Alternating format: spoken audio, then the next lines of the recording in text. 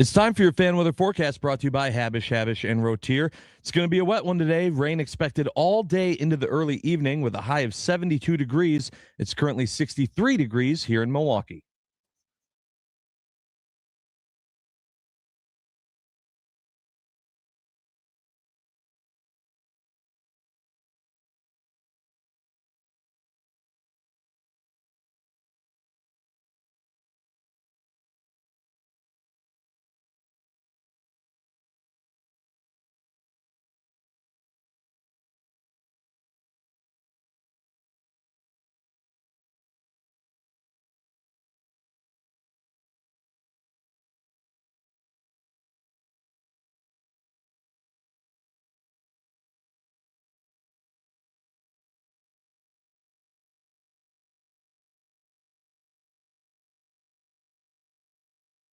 I am an eternal optimist. So please, God, don't tell me that you're an eternal pessimist. I like to say I'm a realist. Oh, it's great. We're going to get along great. This is going to be great. This is Inside Wisconsin Sports with Trevor and Josh. Crowd is here, about to blow, waiting for me to start the show. Out the curtain, lights go up from home. Whoa! Congratulations to Christian Watson, who signed for $110 million with the Green Bay Packers. What is this messaging, and how do you feel about the Green Bay Packers going forward? They had three, I would say, good playmaking receivers. One in Dobbs they let walk, and the two sort of more explosive guys they paid. And I think that was interesting to me, is that, like, look, Watson has not been perfect. He has been injured. He has had significant injury and missed, a bunch of games over 4 years. When he has played, he is excellent. And this is a really strong deal. It's about $23 million per year at its base, about 27 or so at its max, and gives him the kind of security that he really has wanted. There is a possibility, if he goes out and plays 17 games, that he is going to make this deal look like a bargain for the Packers. But if he is healthy for every game, I mean, this is a absolutely electric receiver. He was handed a check for $31 million as a signing bonus. Oh, yeah. I don't know how your Friday's going, but I think he wins. Yeah. But I'm having a fine Friday. He's having a better one. Yeah. What's up, Wisconsin? Welcome in. Happy Friday. Inside Wisconsin Sports. From the Wisconsin Sports Radio Network studios, powered by the Potawatomi Sportsbook. Trevor Thomas, Josh Albrecht. Hi. All of you on the Nicolay Law talk and text line, 414-677-1250. Christian Watson, the Brewers have a squirrely one. The Giannis trade market is weird because Miami's acting like they already own him. Madison continues to be weird. And the Savannah Bananas, or whatever you call the teams that are coming to Milwaukee from their organization, lots to play catch up on. Here we go. Packers. You heard the audio there from the Pat McAfee show yesterday. Christian Watson signs a 4-year extension, and that's an important piece to this. He is signed through 2030 on a new $110.5 million deal, 27-ish per year, and a $31 million signing bonus. With that, Josh, how do we feel about WR1 and the rest of the room? Yeah, it's really interesting, and we're going to discuss this throughout the show because I was absolutely fine with the amount of money he got paid and the deal itself. There were a lot of people on social media yesterday saying that the Packers either overpaid or just saying in general, okay, so we're taking a home run swing for a guy that still hasn't proven he can be healthy forever. And I'm going, no. Like, to Ian Rappaport's point, we saw what Christian Watson could be. We've seen it. Are we talking about Christian Watson or Brandon Woodruff? No, okay, exactly. Yeah, great point. I mean, apples and oranges, but yeah, so I was absolutely fine with it. The only thing that popped into my mind in a negative way, in any way, shape, or form with this was, well, I wish it would have been Tucker Kraft first. Everything came out of, now we have Tucker Kraft. We just got to get him locked up. In my brain, I would have rather had Kraft locked up before Watson, but as long as we get both, as long as it's both at the end of the day, I'm good with what happened yesterday with Watson and the deal that he got. We have Tucker Kraft, Devontae Wyatt, Zach Tom no longer pending. There's been a lot of cooking by Goody in the offseason. A lot. We're going to talk more about that in depth in the Malott Meets Morning Mind Dump at the top of the 7 o'clock hour. But to Josh's point, there's a lot of people that are really cool with it. I don't think we have to. I don't know what I'm allowed to say anymore. Like, that's a problem when you do what we do. I'm glad you caught yourself, because injuries will still, in my mind, always be a concern for him. I think that Ian Rappaport bringing it up there with Pat McAfee kind of shows it. I'm not saying that the concerns about his injury-ridden past isn't something to keep in the back of your mind. Absolutely. But do you ever get to move on from that? Well, I think that's part of it, is that you just have to consistently prove you can be. I think also it can't be something to where if he has like a 1-week injury or a 2-week injury, that then we can go, see, this guy can't stay healthy. It's the NFL. Like, the problem we've had with Watson is the consistent injury bug of him being out long-term, missing half a season, missing a whole season. Like, those are big differences in comparison to if he gets bumped and roughed up for a game or two. So as long as we keep that in mind, and we've seen again what exactly Watson can add to this team for Jordan Love, that's a great deal for me. June 9, 10, 11 next week, mandatory minicamp for the Packers. And they announced yesterday, Friday, August 7th at Lambeau Field is Packers Family Night. Have you ever been to Family Night? I think once a while back. Buddy, it is perfect for a family like yours. Yeah. Perfect. Yep. It's great. It's a great, especially if you've never been to Lambeau, you've just always watched games on TV. Mm-hmm. You're like, I don't know if in that setting, if it's good to take the kiddos. No, this is it. This is the type of experience to get. But you do age out of this night. Correct. My boys are 16 and 14. Packers Family Night, not for us. We joked that we went with a set of friends from La Crosse, Robbie and Charlene. They have 2 young girls. We tagged along. No. There's a lot of kids, which is the point, which is why I'm never going back. Sure. There's a lot. Sure. I get it. Also, though, you live in De Pere. You're right there. 10 minutes. You drive right near the state. Like, if this is something to where you have kids or you've never been and you have the opportunity, then you could go. It's awesome. Just keep in mind what it is. It is still a practice. It is a practice. You're going to view a practice. And it's awesome for kids and young families. It's awesome. Kids everywhere. What are you, anti-kid? No, I'm anti getting my knees taken out. And that's what it feels like on a day like that. No, I can. Then you have to include short adults in that too. Speaking of short, can I ask what you're wearing today? I don't know what to do with myself. I'm wearing a Roosevelt. Okay, it's a Roosevelt. Yeah, I got a Roosevelt still on, but then I got a thin little quarter zip on over. Is it the Roosevelt's the baseball one? Yeah. Okay. It looked like you had like a long sleeve button up shirt. Like you were going to like a business proposal meeting. Yeah. No. No. Okay. No. Calm down. That's not what it is. Well, sorry. That's why I was like, what is going on? Couldn't focus on the show. I get it. Brewers. Yeah. Speaking of Brewers. Brewers. Well, kinda. No, but definitely. Also, I don't know, man. I mean, listen, we don't know what's wrong with DL Hall. So that's the first thing, because we've used him a lot. Oh, we know what's wrong with Cameron Crowe. He couldn't pitch. So there's that. Well, okay.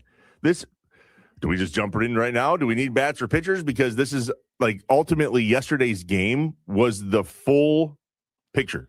Well, let's just start here by saying, all right, so Crowe had a terrible outing, gives up 3 runs in the first inning. It was a really rough first inning for him.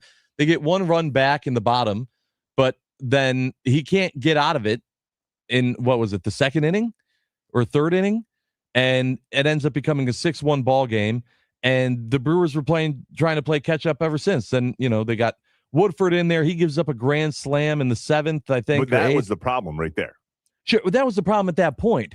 But it was like it was just throughout the game, our pitching staff was consistently. It was the bats were trying to play catch up, just like we're doing now, but they couldn't get there. They just couldn't get there. Just every step the Brewers took to catch up, they gave up more runs to the Giants until it was just, even if it would have been 10, even if it would have ended at the grand slam, right? Then you would have gone, hey, all right, we got a shot. It's 9. Now it's 10-9, and we got 2 guys on with Hamilton up.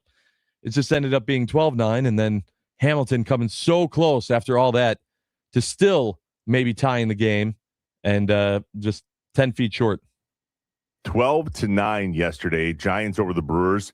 They split this series off to Colorado, and then the only games played in Vegas all year against the Athletics, the Brewers, there in Las Vegas. Can I ask you, there were a lot of people, including Brandon Snide from 9 to Noon, who went on social media and said, if the Brewers lose this game and split with the Giants, this is a loss. It's a series loss. It's not a split, it's a loss. Based on who the Giants are this season. No. Okay. No. First off, why? Well, I just said it because he's looking at it like it's not you didn't win the series. You split the series. But in his mind, because you split with a team that is struggling and very much having a down year against an Adrian Hauser who you knew, who's also going into this game was 2-5 with a 5.6 ERA. You lose that game, and that was one that you should have won. We're in denial about our pitching, and I don't get it. I don't understand where Brewers fans look at our pitching and depth, specifically in the rotation, and go, damn, we need a bat. Like, I don't get it. And yesterday was as much of a painted picture as I could possibly imagine that proved that our starting rotation is a problem. And if we're going to go fix something that doesn't currently exist in the minor leagues, like where we have bats that are doing well, then I'm not sure what we're watching. The funniest thing is that, and we'll talk about this a little bit later in the show, but this could not have come at a better time. After yesterday, we literally just discussed how, look, we had Gasser on the mound, and then we went to the bullpen. We gave up 1 run. Our pitching's the problem. We only gave up 1 run. A few moments later, then we gave up 12, and the bats were there. So to me, it's like a proof we need both.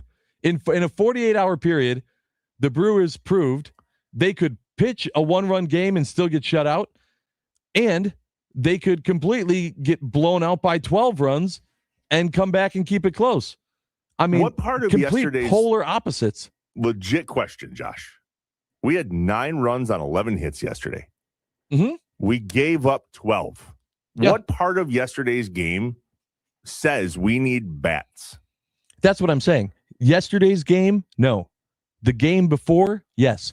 I could have asked you the exact same question of going, Trevor Thomas, what part of a 1-run loss with a Robert Gasser pitching as well as he did into a bullpen that pitched as well as they did makes you think we need pitching? It was the same thing. In 2 days in a row, we had examples of needing bats and then needing pitching. You're forgetting what I said after the 1-0 game. Right. I know what you said. That was proof that we need pitching. Well, no, because you said pitching makes it better. I'm sorry, but if I don't care if it's Skubal, Gasser, a bullpen game, if you give up 1 run, you should win that game. The bats were cold. Plain and simple, the bats were cold in that game. I don't care who you go and get. Skubal could have came in and been here instead of Gasser, pitched 8 innings, and still given up 1 run, and we would have sat here and gone, see, it's the bats. It's just then the exact next day that whole narrative changes. We're going to see how this shakes out. DL Hall, a pec and a subscapular. He's getting an MRI per Murph. Grant Anderson took a line drive right off the right forearm. Very much like Trevor McGill did some years ago. I remember that. And so did Woody. So it's not broken per the x-rays, but they're also going to probably do an MRI. They're going to x-ray it more than once. Sure. Which is weird, by the way. I understand swelling and all those things. You could see the lump on his arm in the post-game presser after the game yesterday. Yep. DL Hall was super bummed. Yeah, it seems like you're more worried about DL Hall. Well, what I'm maybe there's a little bit of like window of maybe not as bad as we think. He threw 2 more pitches after he had discomfort. So it wasn't like it was a pop. You know what I mean? Right. It was tightness. So if you felt tightness, threw another pitch, tightness is still there, threw another pitch, and you're like, okay, that's weird. Right. Not he was going still away. able to pitch. Whereas if it's a major injury, you don't. I mean, granted, every time the Miz feels a cramp in his hammy, he walks off. But correct. For DL Hall to keep pitching, I thought that was encouraging. I guess we're going to find out. But if not those guys, who do we call up? There's a short list, and then there's a long list. And first on the list is Craig Yoho. Easton McGee, Carlos Rodriguez has already been up. Those 3 guys are on the 40-man roster. Tyson Harden is pitching very well in Nashville, but he's not on the 40-man. And soon, we'll get Jared Koenig back, but the instant call is probably Brian Fitzpatrick. And then if we need 2, let's just say we have to put both of them on the IL, it'd probably be Fitzpatrick and Craig Yoho. But to get Koenig back would be a really big deal right now. Mm-hmm. That's very true. Anything new in Madison? Badgers. Kinda. And I'm confused. Yesterday, the Badgers hired Chris Solinsky to lead track and field and cross country. Who cares? Mm-hmm. Kind of agree. But that really gives us the impression that the interim athletic director is making non-interim athletic director decisions. Sedberry is very much auditioning, if you will, without actually auditioning. And that's weird to me because most of the time when you have a significant leadership change, you kind of pause just for a moment. You make a giant list of things that when the new one comes in. So there's a difference, I think, between eating an elephant, which is what the Badgers athletic system is right now, and also building the train while the train is moving. Am I wrong to say that the current athletic director, the interim, all their job is to keep the train moving? But Yeah. It sure seems like they have a lot more power than I personally expected them to have. Yeah, it seems like they have the power, but they're not using it. It seems like it's not about building; it's about stopping things from falling apart more. Like you're just keeping everything afloat, which unfortunately is not what the Badgers need right now. The Badgers need pieces to build, not just keep things afloat. The athletic program at Madison is not at a superior level to just go, all right, we've got everything where we want it. Now just make sure it doesn't break. That is not the outlook currently for the Badgers. There's a lot of assuming going on in Miami. There is. Bucks. Is the smoke real? The smoke is definitely real. There's no way that you can hear what Jimmy O has said, even though none of it's news, right? Like he's saying there's no new news. This is all just his opinion on everything, right? But, I mean, everywhere you look, he's gone. Now more and more, reporters from websites you never heard of, they're all coming out and saying the same thing. And it's definitely seeming that way. The thing that I think is the most frustrating to me with this, though, is what I brought up yesterday or the day before of just, it's not a bidding war. It sure doesn't seem to be a bidding war, which was going to be the best option for the Bucks. It really seems like this is just, it's Miami or he stays. And that means we're not getting as good of a deal. There's leverage. It all comes down to leverage, right? There's not a bidding war. You don't have as much leverage. So those are the options. It's either going to be he signs and stays or he goes to Miami. And it sure seems like, from what everyone's saying, it is going to be not a Giannis thing. And Giannis is going to be able to play that card of they never even gave me a chance to sign the Supermax. I know. As soon as we saw that Haslam press conference, you and I talked about that very next day. Did we just hear them say they may not even offer it to him? Mm-hmm. Which, by the way, completely different than what we heard from Wes Edens earlier in the what was it, couple months before, 2-3 months before. Either he signs it or we're trading him. Not something happened. Haslam maybe put his fist down to Edens. Something changed to where they said, we're not even going to give him the option. Co-governor. I don't like Haslam. I don't like what this means for the Bucks, and I can't wait to ask the question, and I have questions down the road of, all right, so now here's what the Bucks organization got for Giannis. We trust that this front office is going to do the right thing with it. 414-677-1250. Anything else? Yeah, I need a cigarette. Anything else? I didn't know you smoked. I don't. The Savannah Bananas brand is in Milwaukee this weekend. It is the Party Animals versus the Loco Beach Coconuts, and there has never been a harder ticket to come by. Yep, very, very difficult to get to that game. Actually, know a few people that are working it just so that they can be there. I believe there's two, Saturday night at 7 and then Sunday at 3, AmFam Field.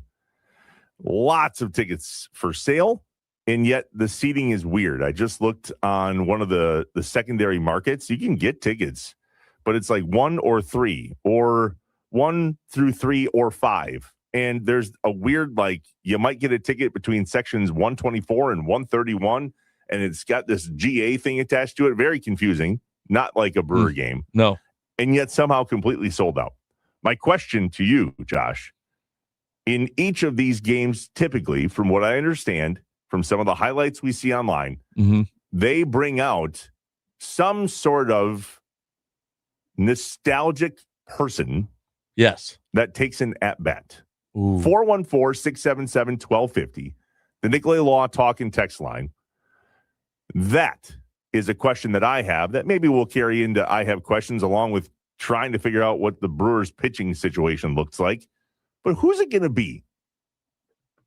It's a really good question. That's a really good question. I think I'm going to have to think about it. And let's just assume there's one each day. So who are the two? Who are the two of Milwaukee/Wisconsin? Is it a Packer?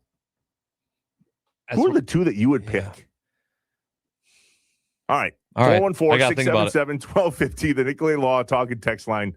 There's smoke coming out of Josh's earphones. The wheels are grinding. Yeah. We're live from the Wisconsin Sports Radio Network studios, powered by the Potawatomi Sportsbook, inside Wisconsin Sports with Trevor and Josh.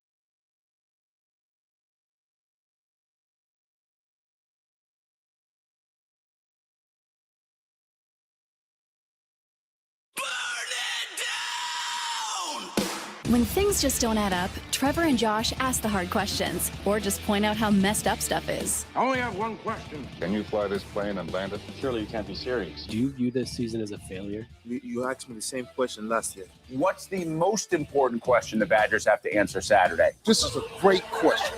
Oh my God, this is a great question. It's time for I Have Questions, presented by Capital Credit Union, doing the right thing on Inside Wisconsin Sports with Trevor and Josh. In sports and in life, the right partner matters. At Capital Credit Union, they are there for you every step of the way. Capital Credit Union, doing the right thing. Text money to 79489 to learn more about financial literacy, meaning the ones and twos about your money. The question today, when you borrow money, how does the interest rate help determine the actual number? Well, it's the money you pay extra to borrow the money, right? Yet some just don't understand that, do they? No, I mean, when you borrow money, you have to they make money. Right. Yeah, it turns out there's a little bit of a fee is all. CapitalCU.com. The question of the day, and I have questions on Inside Wisconsin Sports with Trevor and Josh, 1A and 1B. 1A, we've been talking about it all week. There's a lot of noise about bats or pitchers. And yesterday was one of those squirrely days where, depending on what time in the game you asked the question, the answer may have been different. And yet, as we wake up this morning, we're off to Colorado with two guys out of our bullpen that aren't available for sure today. And how do we determine what's next and who to call up and so on? 414-677-1250, the Nicolay Law talk and text line. If you're the Brewers, what do you address in regard to pitching? Is it starting pitching? Do you move Chad Patrick back into the rotation? You have to look at guys like Jake Woodford yesterday and go, gross. Mm-hmm. We've never put him in a spot where we were like, oh, he'll be able to get us out of this. Or he'll be able to keep this 3-2 lead. When I see him go in, I immediately go, oh, we're done. Right. This is the eat up some innings guy. Got it. Yeah. I've mentioned it before. Today's Brent Suter, who I love. I even feel like Brent Suter got put in better situations than we've put Woodford in. But you at least believe that Suter was going to give us a chance. It feels right now like Jake Woodford is not a guy we can depend on. Yeah, but for sure. I've thought about, like, why is this guy here? Essentially, he's one step above a position player going in. Like, that's his usage. That's when he's been put in the game. I'm not saying that's his talent level. I'm saying when Pat Murphy's using him is in those situations. That's question 1A.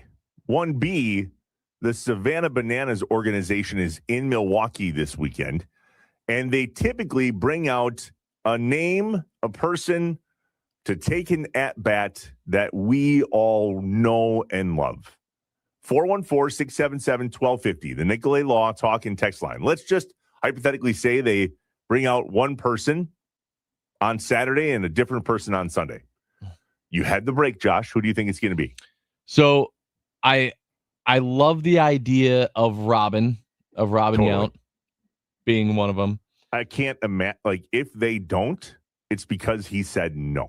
Which, I'm not going to lie, there might have been a few people that say no. Like, it's not just going up there, taking a swing of a bat and waving at the crowd, right? Like, the Savannah Bananas get into it. They have people come out wearing goofy things. They're, singing, they're dancing. It's you got to be willing to play the game a little bit. That celebrity appearance, if you will, is prototypically just a normal at bat. They just make a giant hoopla. I think Correct. His name is, I don't think, is Jesse there for this weekend? The guy, is his name Jesse? I don't know. I don't know. Are you a Savannah Bananas guy? I'm not a huge Savannah Bananas guy. I'm absolutely fine with the product, but It's not something that I've never been to a game. And I think the reason why I haven't gone is just because it's always been so difficult to get tickets. I'm sure if I actually was able to attend and like had the time and went, that might change. But yeah, it's not one that where like I'm super following them on social or things of that nature. Others are guessing a Packer one day and a Brewer another day. If it's not Robin Yount, others have said Ryan Braun. I have a question. Mm-hmm. Does he get, like, is he fully accepted again? I don't think so. Yeah, I don't know that he has. Him. Also, I think it's going to be someone that like lives here currently. I don't think they're going to fly someone in to do it. Ooh, Robin Yount doesn't live here. Are you sure? Where's he live now? Arizona. Oh, well, then it might not be Robin either. Donald Driver's a name that's getting thrown around a lot. Yeah. I don't think he lives here, but he's here a lot. True. The other curveball is tonight is Jordan Love's softball game. And Monday starts mandatory minicamp. Maybe not Monday, but the 9th. All the guys are here. Yep. I thought about that. Somebody's from here going down there. It might not be a retired player.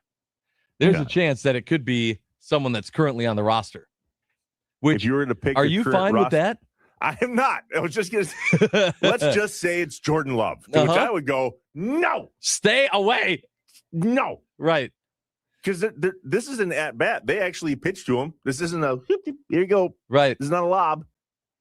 Absolutely not Jordan. Maybe that should have been the question. Who shouldn't it be? Who Jordan shouldn't Love. it be? Anyone? Josh Jacob.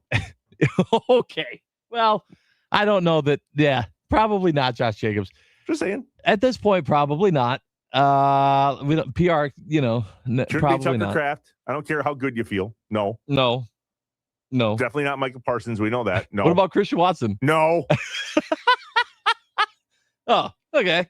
All right. So we'll avoid Christian Watson then. What about Niger Morgan? Yeah, like Niger Morgan would be great. Niger Morgan would be fantastic. And he would definitely do he would get the crowd going, and he completely fits in with Banana Ball. Like, it's just, that is him. The craziness. Yeah, that's a great pick. What about Gumby? He's too old. No offense. Yeah. I don't know. It'll be interesting to see. Yeah, I like that. It's kind of fun to think about that. Back to the bullpen. Grant Anderson off the forearm. He's not available. Whether he goes on the IL or not, just to see how this plays out, we'll see. But he's definitely not available today. We have Ashby. Coleman Crow's not available. He was supposed to be a bullpen guy. Shane Drone, Robert Gasser, DL Hall out. Kyle Harrison, Trevor McGill, Jacob Mizorowski, Chad Patrick, Brandon Sproat, Abner Uribe, Jake Woodford. That's the current, like, we fall off fast. We do. Don't we? Now, here, real quick, Josh. We have a number of starters who we should wrap in bubble wrap. And then we have a second tier of starters and relievers that we can very much depend on. After that, it is a cliff. Yeah, fall off a cliff. I think here's the big thing we're looking at. Brandon Sproat on the mound tonight is the probable. That's who's going out there for the Brewers. It's not Miz. Last time Sproat was out there, didn't go great. And now, instead, though, we saw Crow yesterday, and we're going, oh boy. We had Gasser the day before. He ended up being okay, but we're going, Pause oh boy. right there. Gasser, Crow, Sproat. Right. I think part of this is looking at what this starting rotation could be, and then taking those goggles off and seeing what it is. Exactly. I will say that's why I'm saying both. If you have to pick one, like if no choice but to pick one, it's a would you rather. Especially after yesterday, you're gonna go pitching. I'm not even saying it's Skubal, but you need to add somebody. You need to go and add somebody just to be able to fill the lineup. You have no idea, like, how long at this point have we been waiting for Woody to come back?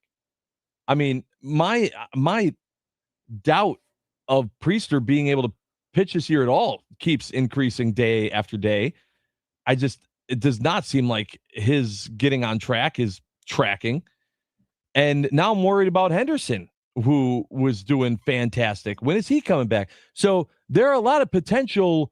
Hey, we get this back and we're back at full strength. We're going to be doing great in September. Right. If we get this back. Remember how it felt at the end of the Packers season? Holy hell. Stop. Everybody. No. Injuries galore. Right. Second and third stringers are injured.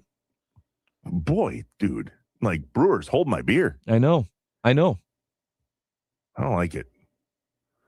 Well, let's see how it goes in Colorado. Yesterday, the ball was flying out of AmFam Field like they were already in Colorado. 100%. It just kept going. You ever seen so many baseballs hit the top of the wall? No. It was weird. It was weird. Listen, I don't know the guy's name that made the incredible catch for the Giants because you just kind of flushed that stuff, right? But that was awesome. Good for him. What was his name? Do you know? No, I don't. No. Center field. Drew Gilbert.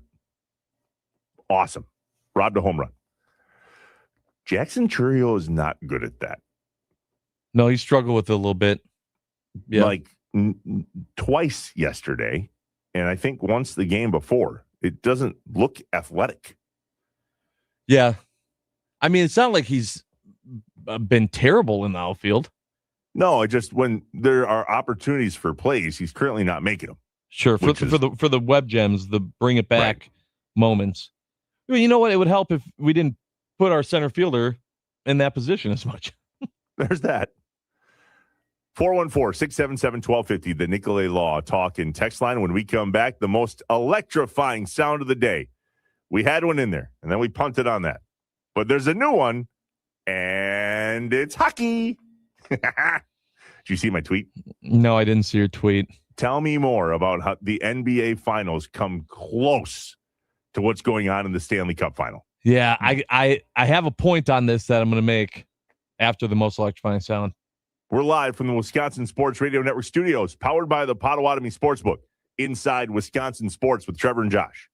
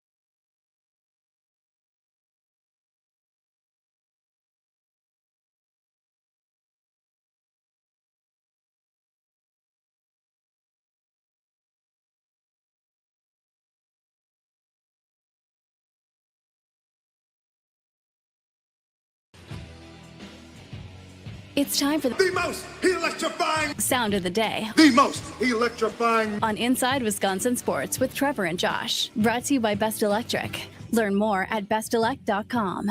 Don't stress. Connect with the best. These gentlemen would quiet all the critics wondering where they've been if they score the game winner in overtime. Goss to spare. They score! Seth Jarvis quiets the critics and ignites the crowd. And Carolina has evened this series as we head back to Vegas. The Hurricanes tying the series with the Golden Knights. Call courtesy of Sean McDonough, ESPN, is the most electrifying sound of the day, brought to you by our friends at Best Electric.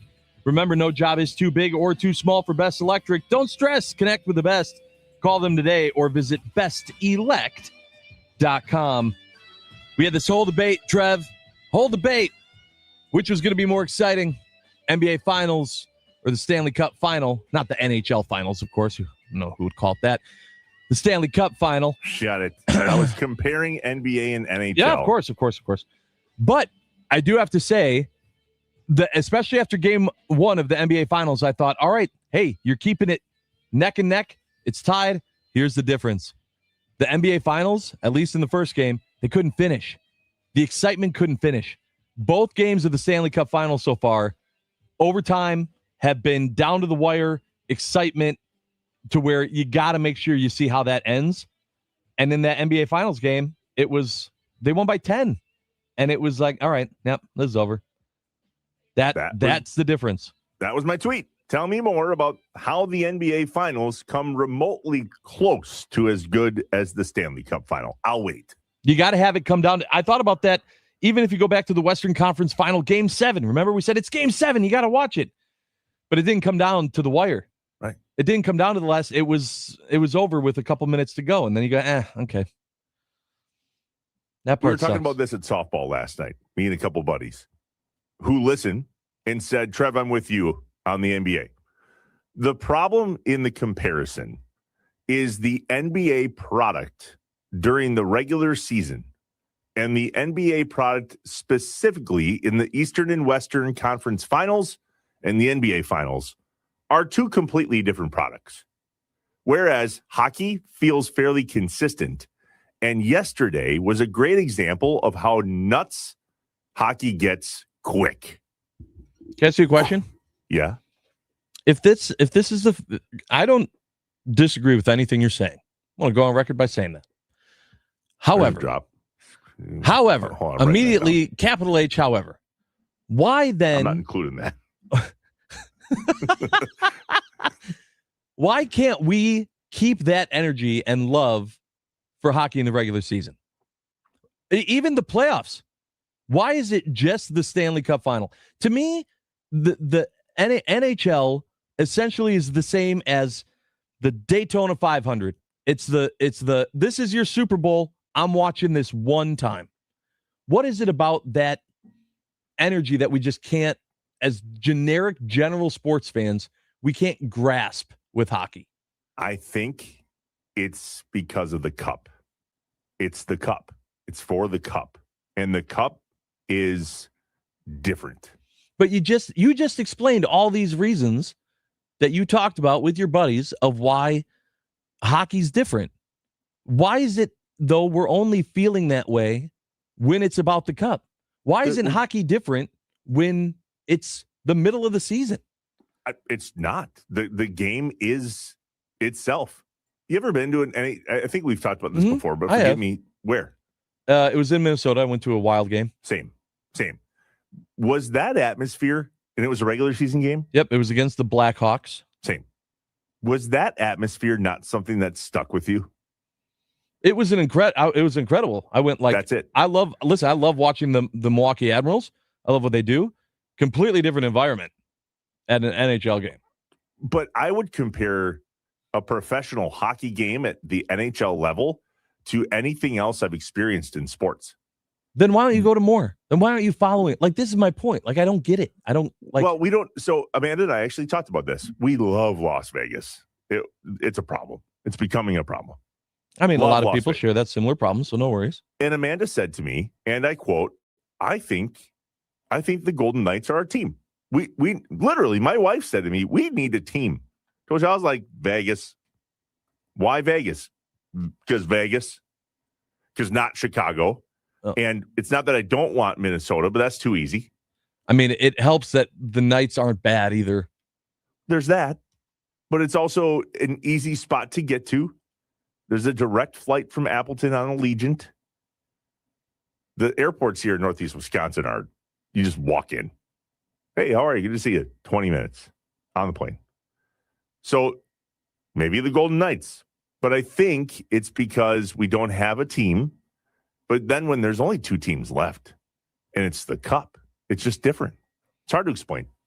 The 920 quickly says, to play devil's advocate, it's a lot harder for a game when you're scoring 100-some points for each team to remain close for the entirety of a game in comparison to a sport where if you score over 5, it's considered high scoring. We didn't have that problem when the scores were in the 70s and 80s in the NBA. True. And that's the difference. All of a sudden, there's this defense thing that shows up. Look at that. What's that? Where did that come from? Goody's cooking. Yeah?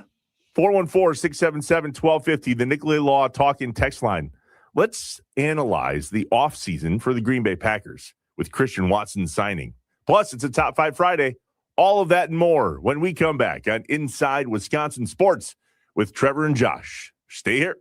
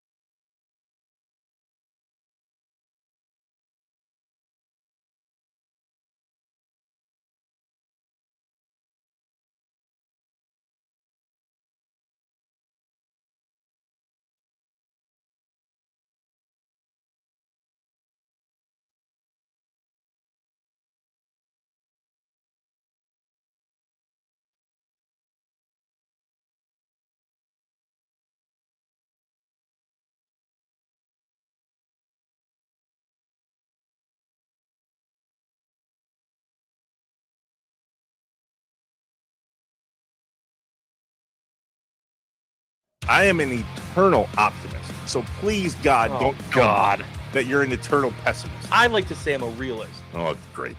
We're going to get along great. This is going to be great. This is Inside Wisconsin Sports with Trevor and Josh. Crowd is here, about to blow, waiting for me to start the show. Out the curtain, lights go up, I'm home. Whoa! Congratulations to Christian Watson, who signed for $110 million with the Green Bay Packers. What is this messaging, and how do you feel about the Green Bay Packers going forward? They had three, I would say, good playmaking receivers.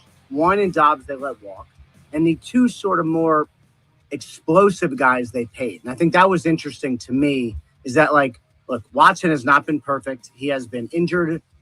He has had significant injury and missed, a bunch of games over 4 years. When he has played, he is excellent.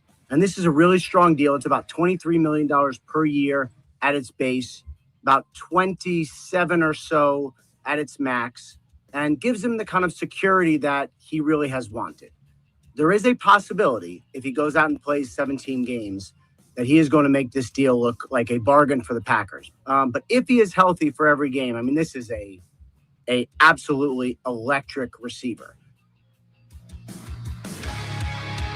I want it to be known that was Ian Rappaport's voice, not mine. Yeah. No, that's good to preface. He can talk about injuries. He sure can. Hour 2, Inside Wisconsin Sports. Trevor Thomas, Josh Albrecht. Hi. The Wisconsin Sports Radio Network Studios, powered by the Potawatomi Sportsbook. Audio courtesy of the Pat McAfee Show. Talking about the news yesterday of Christian Watson officially becoming wide receiver 1. Mm-hmm. And getting paid. Do you think that was in debate? I don't think so. Has he always been WR1?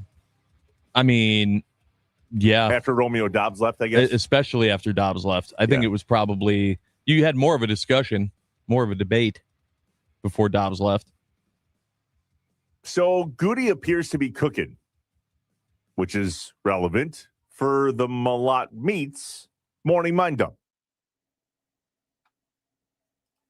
I hear voices in my head, they counsel me, they understand, they talk to me. The coffee has kicked in. We're awake and ready to roll. Let's get some things off our chest and out of our heads. You don't know what it's like to be me out here for you. It is an up at dawn, pride swallowing siege that I will never fully tell you about, okay? I'm as mad as hell, and I'm not going to take this anymore. I'm in a glass case of emotion. What we've got here is failure to communicate. We got no food, we got no jobs, our pets' heads are falling off. It's time for the Morning Mind Dump, presented by Malott Meats. High-quality meats at a fair price, safely delivered to your front door. To learn more, visit WisconsinMeatMarket.com. Experience the power of the family meal with Malott Meats on Inside Wisconsin Sports with Trevor and Josh. The ribeye is on sale at WisconsinMeatMarket.com. 10% off for Father's Day. Make sure to check out the Grill Master boxes as well. The meat of the month from Malott Meats. Who wants you to experience the power of the family meal? Josh, how often do you and your family sit down for a family meal? Not anywhere near as often as we should, right, but at least a couple days a week. It is so important, man. Do not take those days for granted when your kids are young. Because when they're teenagers, they gone. Well, I think too the age gap between our kids also doesn't help with that. Because we have a 2-year-old, almost 2-year-old, which getting him to sit still, period, is difficult. And then we have a 9-year-old that might as well be 14. So he's like, I'm done. Can I go? Okay. All right. In the Malott Meats Morning Mind Dump this morning, we want to analyze what appears to be one hell of an offseason for Brian Gutekunst and the Green Bay Packers. On a Top 5 Friday, by the way, later this hour, we want to know the top 5 concerts you've attended. Apparently, the idea of me going to the Backstreet Boys at the Sphere is it's weirdly newsworthy on this program. Like, it got brought up to me last night at softball, to which I was like, guys, what do you want? I didn't know you were a Backstreet Boys guy. I'm 43. I grew up in the TRL era. We've talked about this. Right. They were there. Whether you wanted them to be there or not, they were on your radio. Right. 414-677-1250, the Nicolay Law talk and text line. What are the top 5 concerts you've attended? You might be surprised to hear this will be debatable for me. And apparently we have a competition now for who can be more of a troll in my life. I had feel to like this read is it. the I had to read original. it twice. This is the original Grande Americano, and this is the actual. There's Trevor's troll. We've all known and loved him for some time. Yeah, absolutely love him. Yesterday, T3, Trevor's troll the third, named himself. Yep. Or herself. I'm guessing it's a him. Oh, I'd love based if on it the was a her. vulgarity out of this cat yesterday. Even better. The 262, or Trevor's troll T3. the third, T3. T3. Texted in just now and said, Trevor, I just woke up. I haven't even tuned into the show yet today, but I already have a problem with you. Well, happy Friday to you too, bub. Good God. Oh, that's great. Thank you, Get a T3. life. Thank you for that laugh. That was great. Goody signs Christian Watson yesterday, 4 years, $110.5 million, a $31 million signing bonus. This is after they already signed Jaden Reed to a 3-year, $50.25 million extension, which, let's pause there. In the workplace, typically, you're not supposed to know what each other make. Mm-hmm. This is different. Buddy, that's twice as much. Right. One chair over. Yep. Is that weird? I'm sure it's a little weird. I'm sure, but also, like, it comes with the territory. You play professional sports. What you end up making gets known. That's just part of the game. There were other major additions in the offseason for the Packers. We traded for linebacker Zaire Franklin, signed defensive tackle Javon Hargrave, signed CB Benjamin St. Juice, signed wide receiver / real returner Sky Moore, and went and grabbed Tyrod Taylor as the official backup to Jordan Love. We also re-signed Sean Ryan, re-signed Chris Brooks, which apparently is a move that we didn't know how important it could possibly be until now. And then we brought back some depth pieces as well. The list is fairly long. And from a trade perspective, we did pretty good. We moved Rashawn Gary to Dallas for a 4th-round pick. Obviously, Zaire Franklin came in for Colby Wooden in a trade, and we traded Dontavian Wicks to Philly. Got some things back for him, a 6th-round pick. Mm-hmm. From all things outside looking in, dude, Goody is killing it. Yeah. Yeah. Honestly, I think that I'm a fan of everything he's done. The only thing that was questionable for me really was the letting McManus go and going back on the idea of a kicking competition, with regardless of how Smack was going to do on that first day, or, when he went 5 for 9, but just, he said, always a fan of competition. And then there wasn't competition. Besides that, I agree with you 100% on what Goody's done. I also want to point out here that I'm a little confused by anyone that's looking at this deal for Watson and going, nah, he fleeced the Packers. He got paid way too much. Like, have we seen how things work in the NFL? It almost always seems like people are in the top 3 or 5 paid at their position for a minute, and then by the end of the day, someone else is getting paid more, right? Like, that's just how it always seems to go. This seemed like a very fair deal to me that Watson got. Certainly a very favorable deal for the Green Bay Packers. Fair for him and also very fair for us. Rare is the deal from the Packers that are these massive contracts. Like, we're not making, maybe other than QB1, anybody the highest paid in the league, prototypically. Right. We just have to spread the love around. So obviously there is a name or two left Devontae Wyatt. Yeah. But a bigger one, Tucker Kraft. Right. Which, can I just say, if yesterday on the show we would have talked about this, not knowing that later that day Watson was going to get paid. If I would have said, Trevor Thomas, you have Devontae Wyatt, Tucker Kraft, and Christian Watson. Put them in order from most important to least important to get extended. How would you have listed that out? Man, that's a good question.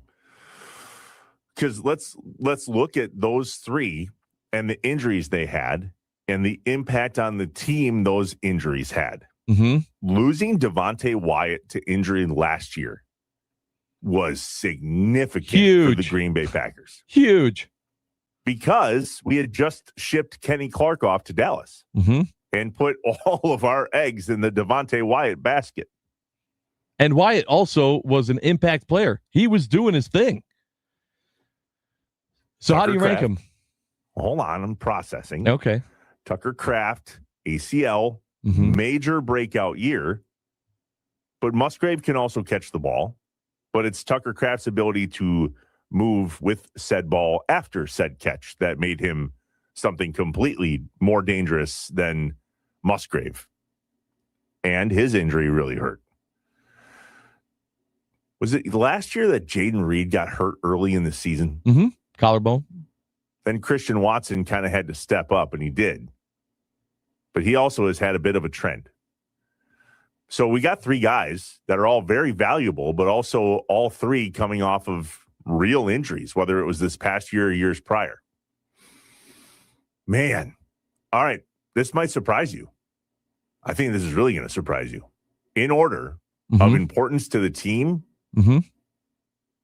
it's number 1, Devontae Wyatt, number 2, Tucker Kraft, number 3, Christian Watson. So I went Kraft, Wyatt, Watson. But the fact that Watson is third on both of our lists is the only thing with this news that has me going, because in terms of need and the guys that we need to re-sign, and just the fact that deals aren't done, right? There's patience involved. It's not saying that they won't come to terms at some point, but I would have much rather had the news break yesterday that Tucker Kraft got extended or Devontae Wyatt got extended before Christian Watson. I'm absolutely fine with the fact that the Packers made this decision. It just wasn't as important in my mind as two of the big names that are still out there. Do you think it's because those are taking longer to negotiate? I'm assuming so. Yep. Absolutely. Do you think Tucker Kraft is going to get paid more than Watson? Do you think he deserves to get paid more than Watson?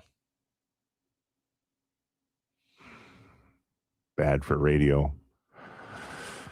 Oh man, I know it's. If they came out and they said that he got $110 million for 4 years, Tucker Kraft, I wouldn't even care what that number is. I go, woohoo! All right, they signed him. We're good. So I'm not even looking at the number. I don't know much about how money works on these contracts in terms of like how they determine how much money should be in these contracts. I don't literally pay attention much to the comparison game. Obviously, this isn't like major wide receiver money. It's really good money, but it's not like Devontae Adams, all the heat that he was getting towards the end.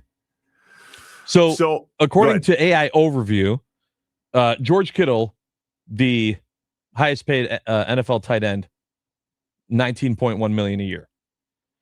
So does Tucker Kraft say, I want to be the highest paid tight end in the league?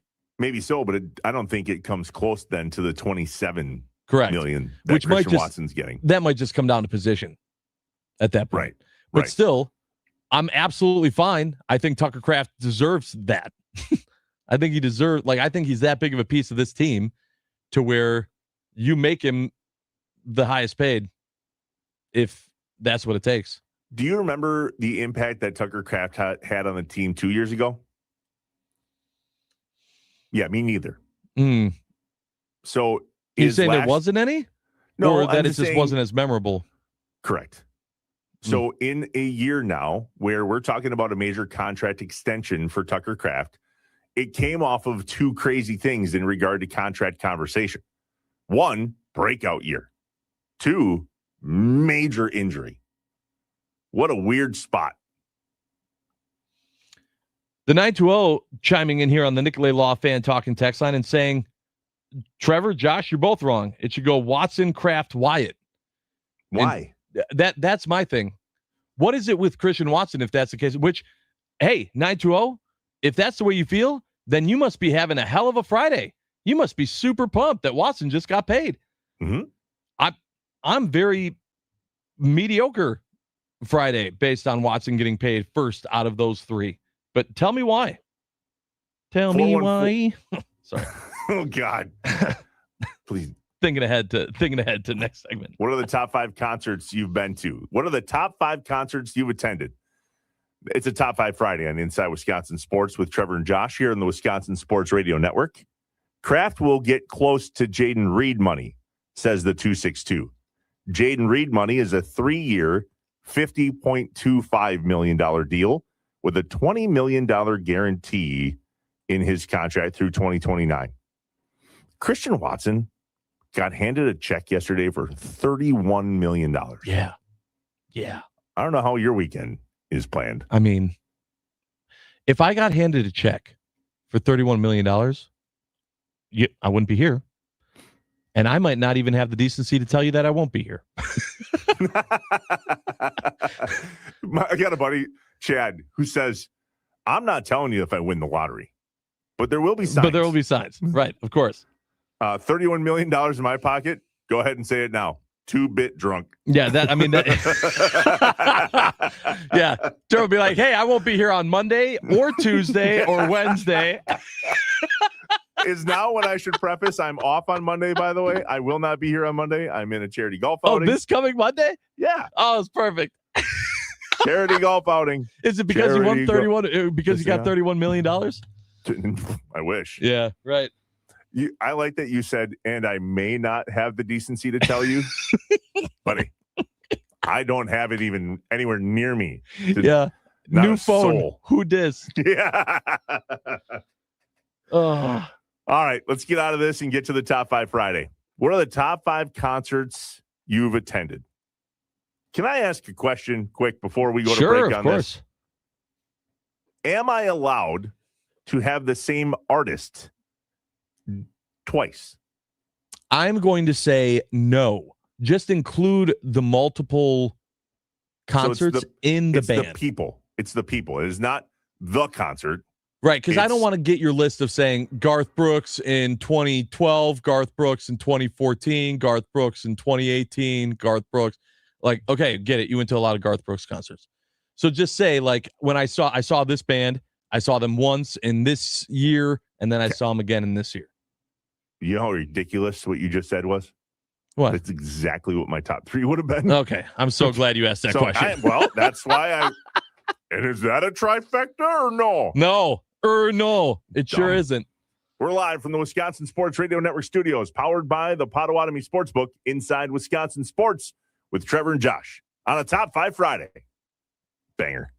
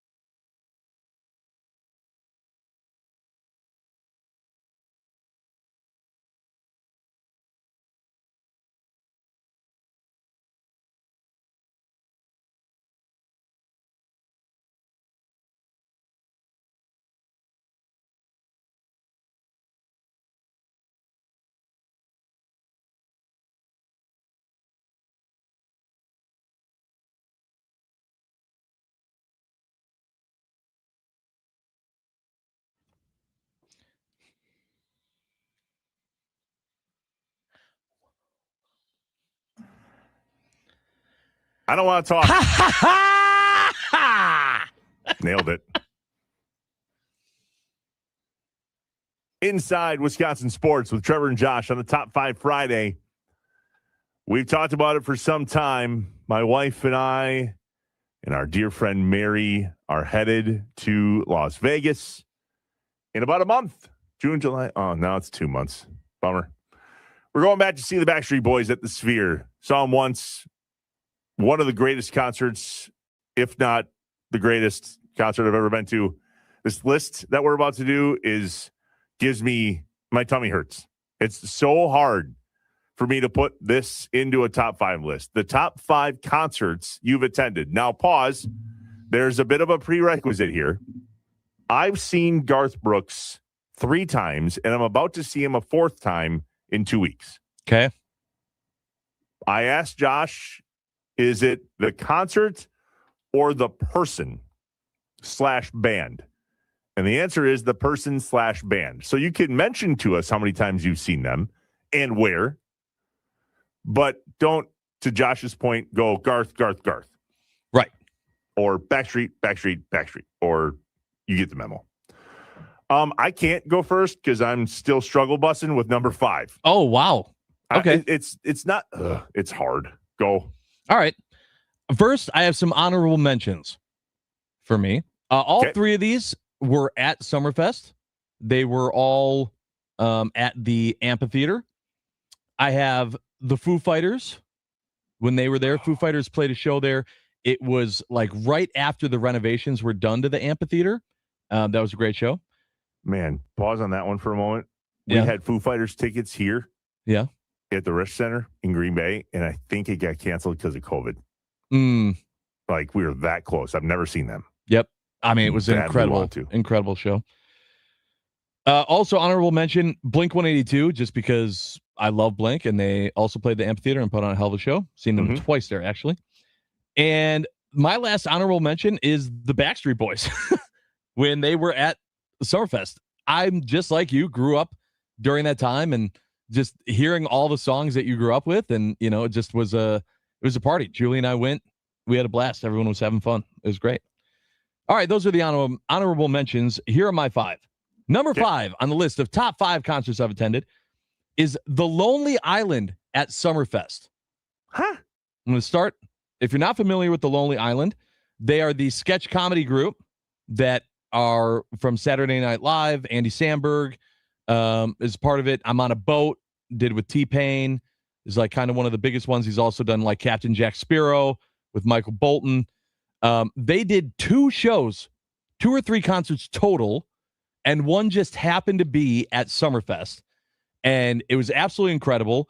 They had T-Pain, who was playing on the stage over, end his show a few minutes early so that he could come over and do I'm on a Boat live with them. Cool. It was awesome. The only reason why that's not higher on my list is because we were like right next to the stage, and the majority of what we heard, like we heard the songs and like I could almost touch them, but it was boom, boom, boom, boom from the base of the speakers because they were right in front of my face. So I think, honestly, if I would have been further back on the show, I think I would have enjoyed it more. Number 4, Ludacris. Luda at State Fair, just ripper after ripper. It was like the biggest party, again, with Julie. I don't know if it's something with like also just going to concerts with my wife, but seeing her like let loose and have fun at a concert makes my concert experience a million times better. 100%. Yep. And that's what Ludacris was. Number 3 for me is Newfound Glory at the Rave. A lot of people might not be familiar with Newfound Glory. They're a pop punk band. They're one, if not my favorite band. They were doing their 10-year anniversary of like one of their first CDs. Have you ever been to a show where a band plays like a CD from an album from start to finish? Yep. That's what this show was, and I knew every single song. So it was just like there was no break. There was absolutely no break. You just kept going. It was amazing. Literally, I was screaming my head off so much that at one point, the lead singer stepped off, put the microphone in my face. I started singing, not realizing my voice was completely gone. He just started laughing because I was just completely gone. But that was an awesome show. Pause for a moment. Yep. I'm a play the hits guy at a concert. Mm-hmm. Did you know that album cover to cover? Yes, I did. You did. That album I did. It was their The Sticks last and Eric Stones Church album. Yeah. concert I was at, he played so it was his entire new album, and then he played some of the hits, and I was pissed. Yep. Some people feel that way, but the thing is, there's a difference between playing stuff from the new album and playing that old album that had a lot of the hits you loved on it in its entirety. Two different, concert experiences. I just had to close the Nicolay Law talk and text line 414-677-1250 because I am being influenced mightily. Oh. My list is all over the place. Yeah, stop looking at that. I'm not looking for the moment. Okay. My number 2 on my list was Eric Clapton at the Royal Albert Hall in London. I happened to be going to London for a trip, and I was seeing what else was going on, and I saw that Clapton was performing, and I went, holy crap, this is history. Like, you're literally getting to see Eric Clapton perform in, like, one of the most famous concert venues in the world. So that absolutely is up there. And the number 1 concert I've been to was Paul McCartney at Summerfest. I mean, he played absolutely all the hits as if he had, songs that weren't hits. But you're seeing a Beatle. Like, that's, at my age, being able to experience that was, again, historic, once in a lifetime. Awesome. That's my top 5. Really good. Thank you. Really good. Okay. Your honorable mention stuff, like, I feel like I have to list 8. This is so hard. We are concert people. Okay. And this year, so I don't know if you guys do this, but we look at our calendar year and then we look at all the events that we have, and they change year to year, right? Sometimes it's the year of the Packers, where we have tickets to a home game or 5, right? Or an away game, or we have plans, like it's the year of the Packers. Sometimes this year, it's the year of the concerts. We have a ridiculous amount of concerts on our calendar, just because that's just how the cookie crumbled this year. I have seen Kenny Chesney at Lambeau twice in AmFam Field / Miller Park. Unbelievable show. So hard to not have him in my top 5. It really pains me, actually. I saw Usher at Summerfest. That also isn't in my top 5, but it was amazing and also horribly uncomfortable, if I might add. Why? That is a level of romanticism on stage I've never experienced. Yeah. He was doing it for you, though. No, he wasn't. Oh.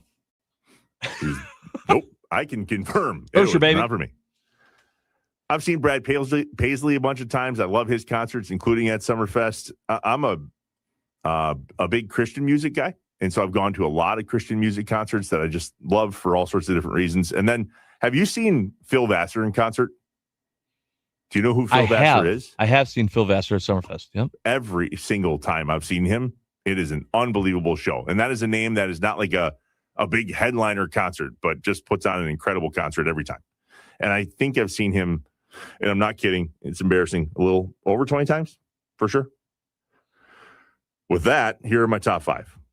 I don't know how many times we've seen Eric Church. Eric Church is my wife's favorite musician. When he puts on a concert and plays the hits, specifically, we were in the pit at Eric Church at AmFam Field. That was unbelievably fun.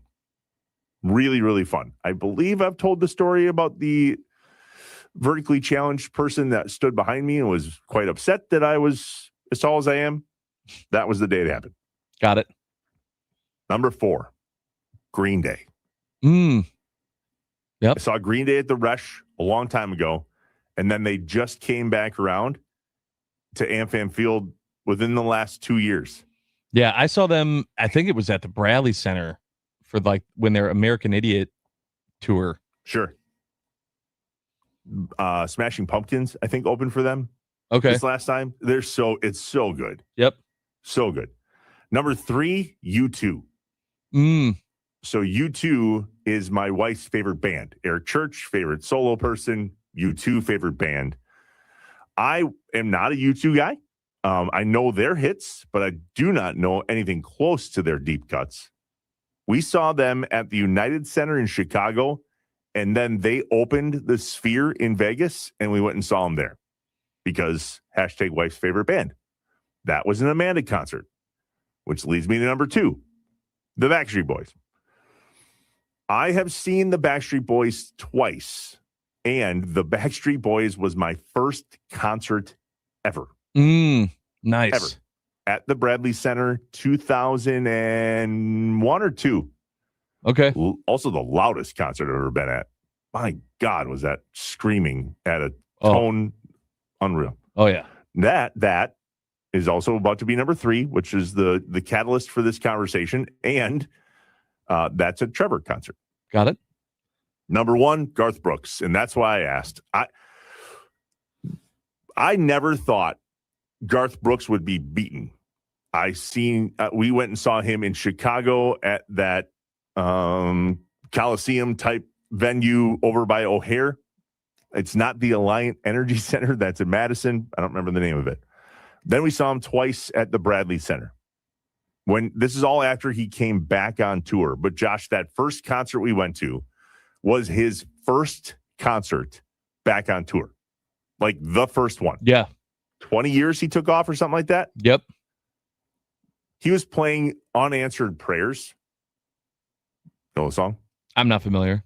He was playing Unanswered Prayers, and all of a sudden he stopped the band. And he took his hat off, and in shock and awe with literal tears, he looked at the crowd and said, "You came back." As if it was like, how, after all these years, sure, did all of you show up in one place together again, and we've picked up right where we left off? Yeah. Yeah, Chills that's cool. Yeah, that's a cool ass moment. Unbelievable. I cannot wait to see him at Summerfest. We'll be at the concert on that Wednesday night. Hey, guess who's off that Thursday? This guy. Oh, really? Yeah. Oh, it's not a Monday. It's weird. I know. Weird. They are coming in hot and heavy on the Nicolay Law talk and text line. I think we take a break now. Bingo. I was just and come back because it's going to take a whole segment to read what we have so far, and we still want more. Inside Wisconsin Sports with Trevor and Josh. Stay here. Your top 5 concerts in sports and stuff, I guess. Yeah, right.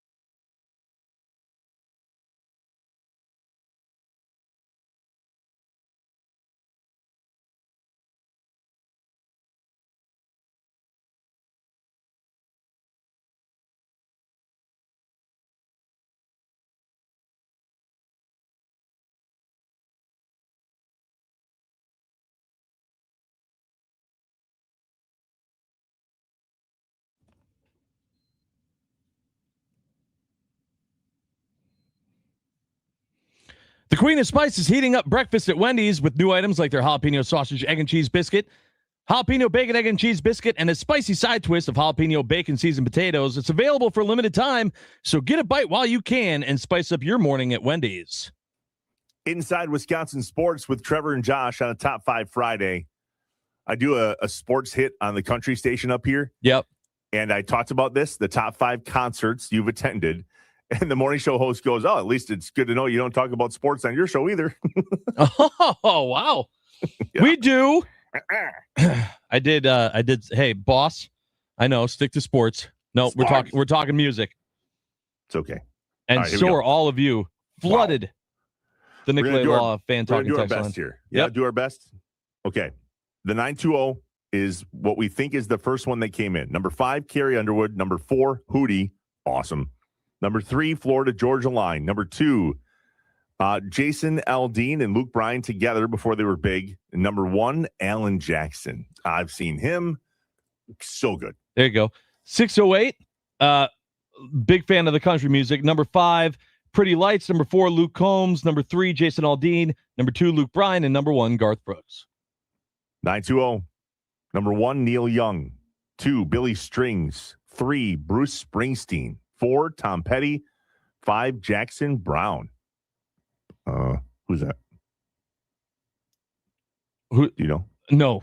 Oh, Jackson I think is that not country? Is he not country? Oh, nope. I'm not sure. 414 top 5 concerts. Prince at Summerfest. Oh, amazing. That was awesome. Prince. Chris Stapleton and Alabama Shakes at Summerfest. Pearl Jam Summerfest and the Beastie Boys in 1987 in the Mecca. Nice. And then Fleetwood Mac at Summerfest. Yep. That's a good list. The 480 Van Halen at the Target Center. Jimmy Buffett at Alpine Valley. Bryan Adams in Waukegan. Aerosmith at Alpine. And then Old Dominion in Arizona. Plus a shout out for Cactus Pete from Arizona because that's where he lives. Man, these are good. Who's this? Look at the next one. Yeah, I'm trying to get through this from the 906 here. Yeah. He says number 5 is all of the rest of them. Okay. Number 4 is Metallica. Number 3 is the Gentlemen of the Road tour, which was headlined by Mumford and Sons. There were other people there. I'm not reading all those. Number 2 was Shinedown, who we've seen 5 times, and number 1 is Smith and Myers. Okay, so I'm going to pause there. Do you know what Smith and Myers is? I don't. That is the lead singer and the lead guitarist for Shinedown.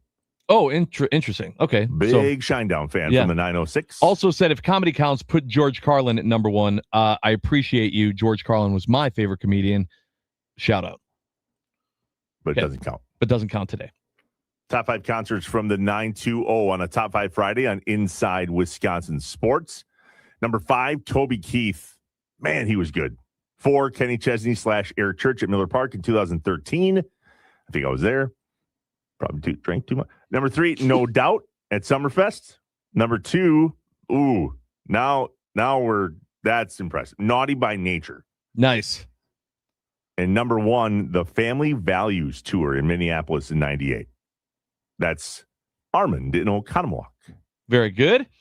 Jeff from Luxembourg said, don't have a top 5, but I've got 3. Number 3 on that list is Firehouse in Green Bay. Number 2 is Paul McCartney at Summerfest. Oh, Jeff, we were at the same show. And number 1 is Coldplay in Minneapolis. Paul McCartney played at Lambeau, and that is a top 5 missed opportunity list for me. Yep. Dumb. Yep, you got those. Got the regrets.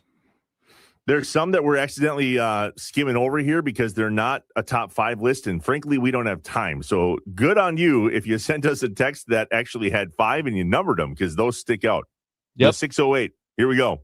Number 5, Limp Bizkit in Madison in 99. Was that at Bandcamp? JJO Bandcamp, I wonder. Number 4, Foo Fighters in 2021 in Milwaukee. Mm-hmm. Number 3, Pearl Jam in 98 at Alpine. Number 2, who's that? Yellow. I don't know if I know them. Number 1, Garth in 90 at the Rock County Fair. Good Lord. Wow, look at that. The 262, Travis in Kenosha. Number 5, Hollywood Undead. Number 4, Chris Young. Number 3, I Prevail. Number 2, Stained. Number 1, Luke Combs. A little bit of country and rock in there for Travis and Kenosha. A prerequisite to, quote, not judge an old man's concert list. But here we go. He has an honorable mention. Okay. Green Day. Yep. Number 5, Queen. This is impressive. Number 5, Queen in Madison in 1977. Number 4, AC/DC in 1977. Number 3, Godsmack 20 years later in 1997. Same year, the OG Limp Bizkit in 97 at number 2. And number 1, Rob Zombie opened for Korn in 1999. That, if we had to choose a winner so far. Yeah, that's pretty good. Way up there. Scotty Tiffany says she's got a top 4 on a top 5 Friday. Number 4, 38 Special at State Fair. Number 3, the B-52s with Ziggy Marley at Summerfest. Number 2, Kiss in Chicago. And number 1, Suicidal Tendencies at the Rave. 262, Justin Timberlake at number 5. I'd go see him. Number 4, Tom Petty and Chris Stapleton together. 3, Tom Petty and the Black Crowes together. There seems to be a theme here. Number 2, Tom Petty with Pearl Jam. And number 1, Tom Petty with Pearl Jam. You missed it, but good list. Yep.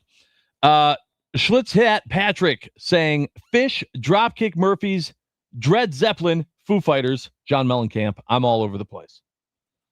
All right, let's scoot up here a little bit and go to some most recent ones, Josh. Any concert at Red Rocks, completely agree with that. That is on a bucket list for sure. I'm going to go to the 262 here as we got about 3 minutes left. Yep. Number 5, Dierks Bentley. This is from Mike in Kenosha. 5, Dierks Bentley. 4, Dirty Heads. 3, 311. 2, Papa Roach. And number 1, Metallica. I kind of want to go back through this and be like, seen them. Don't know them. Never heard of them. Seen them. Man, these are great. Yeah. And now I'm scrolled up and I'm losing my place. Sorry, hold on here. Okay, here we go. The 920. This is Seth in Green Bay. Says number 5, John Prine. I don't know who that is. In Appleton. Number 4, MCR in Vegas. And Stroke 9 in Houghton at MTU. My first concert at 9. Number 3, Metallica in Milwaukee. Number 2, The Used at the Rave. And number 1, American Hi-Fi. Yeah, I like those. So on a different Top 5 Friday, we'll do a top 5 list of the concerts or did we do a list recently of the spots that you missed? I feel like we talked about this. Yeah, but I don't think we've done like concerts you regret not going to. We did do like a game. We did like sporting events that you missed that you regret not being there for. All right. Back to sports. Sports. Fine. Hey, good on you guys. The Nicolay Law Talk and Text line, 414-677-1250. Just awesome. The lists just won't stop. They're great. We appreciate it. When things like this go completely gangbusters like this has, we're going to miss some. But if we missed yours, we apologize and thank you for chiming in. All right. An 8 o'clock hour is upon us. When we get back from the top of the hour, as he does every Monday and every Friday, Tim Allen will join us, the franchise himself. Really interesting series here against the Giants. That was a split, no matter how you try to twist it, snide. But also, it did not end well. And we have questions and concerns, thoughts and comments. You might as well. 414-677-1250. The Nicolay Law Talk and Text line. Real quick, Josh, here at the top of the hour. Shout out before 8 o'clock hits to all the teachers in Wisconsin that are no longer teaching after today. Hashtag summer break. Josh and I were talking in the break that is a calling, you said. Yep, absolutely. It's not a job you're in it for the money. It's a job you're in it for the passion. And it's just it's a calling. It doesn't feel like you're in it for work. It's just what you were meant to do. So thank you. Special shout out to my neighbor, Allison, who does yeoman's work in the job she does and had their first child this year, too. So going back to work after your first child, tough, right? Moms Very out true. there. Yep. Very tough. She did it. And today she doesn't have to do it anymore. Shout out to you, Miss Allison or Mrs. Miller. Inside Wisconsin Sports with Trevor and Josh.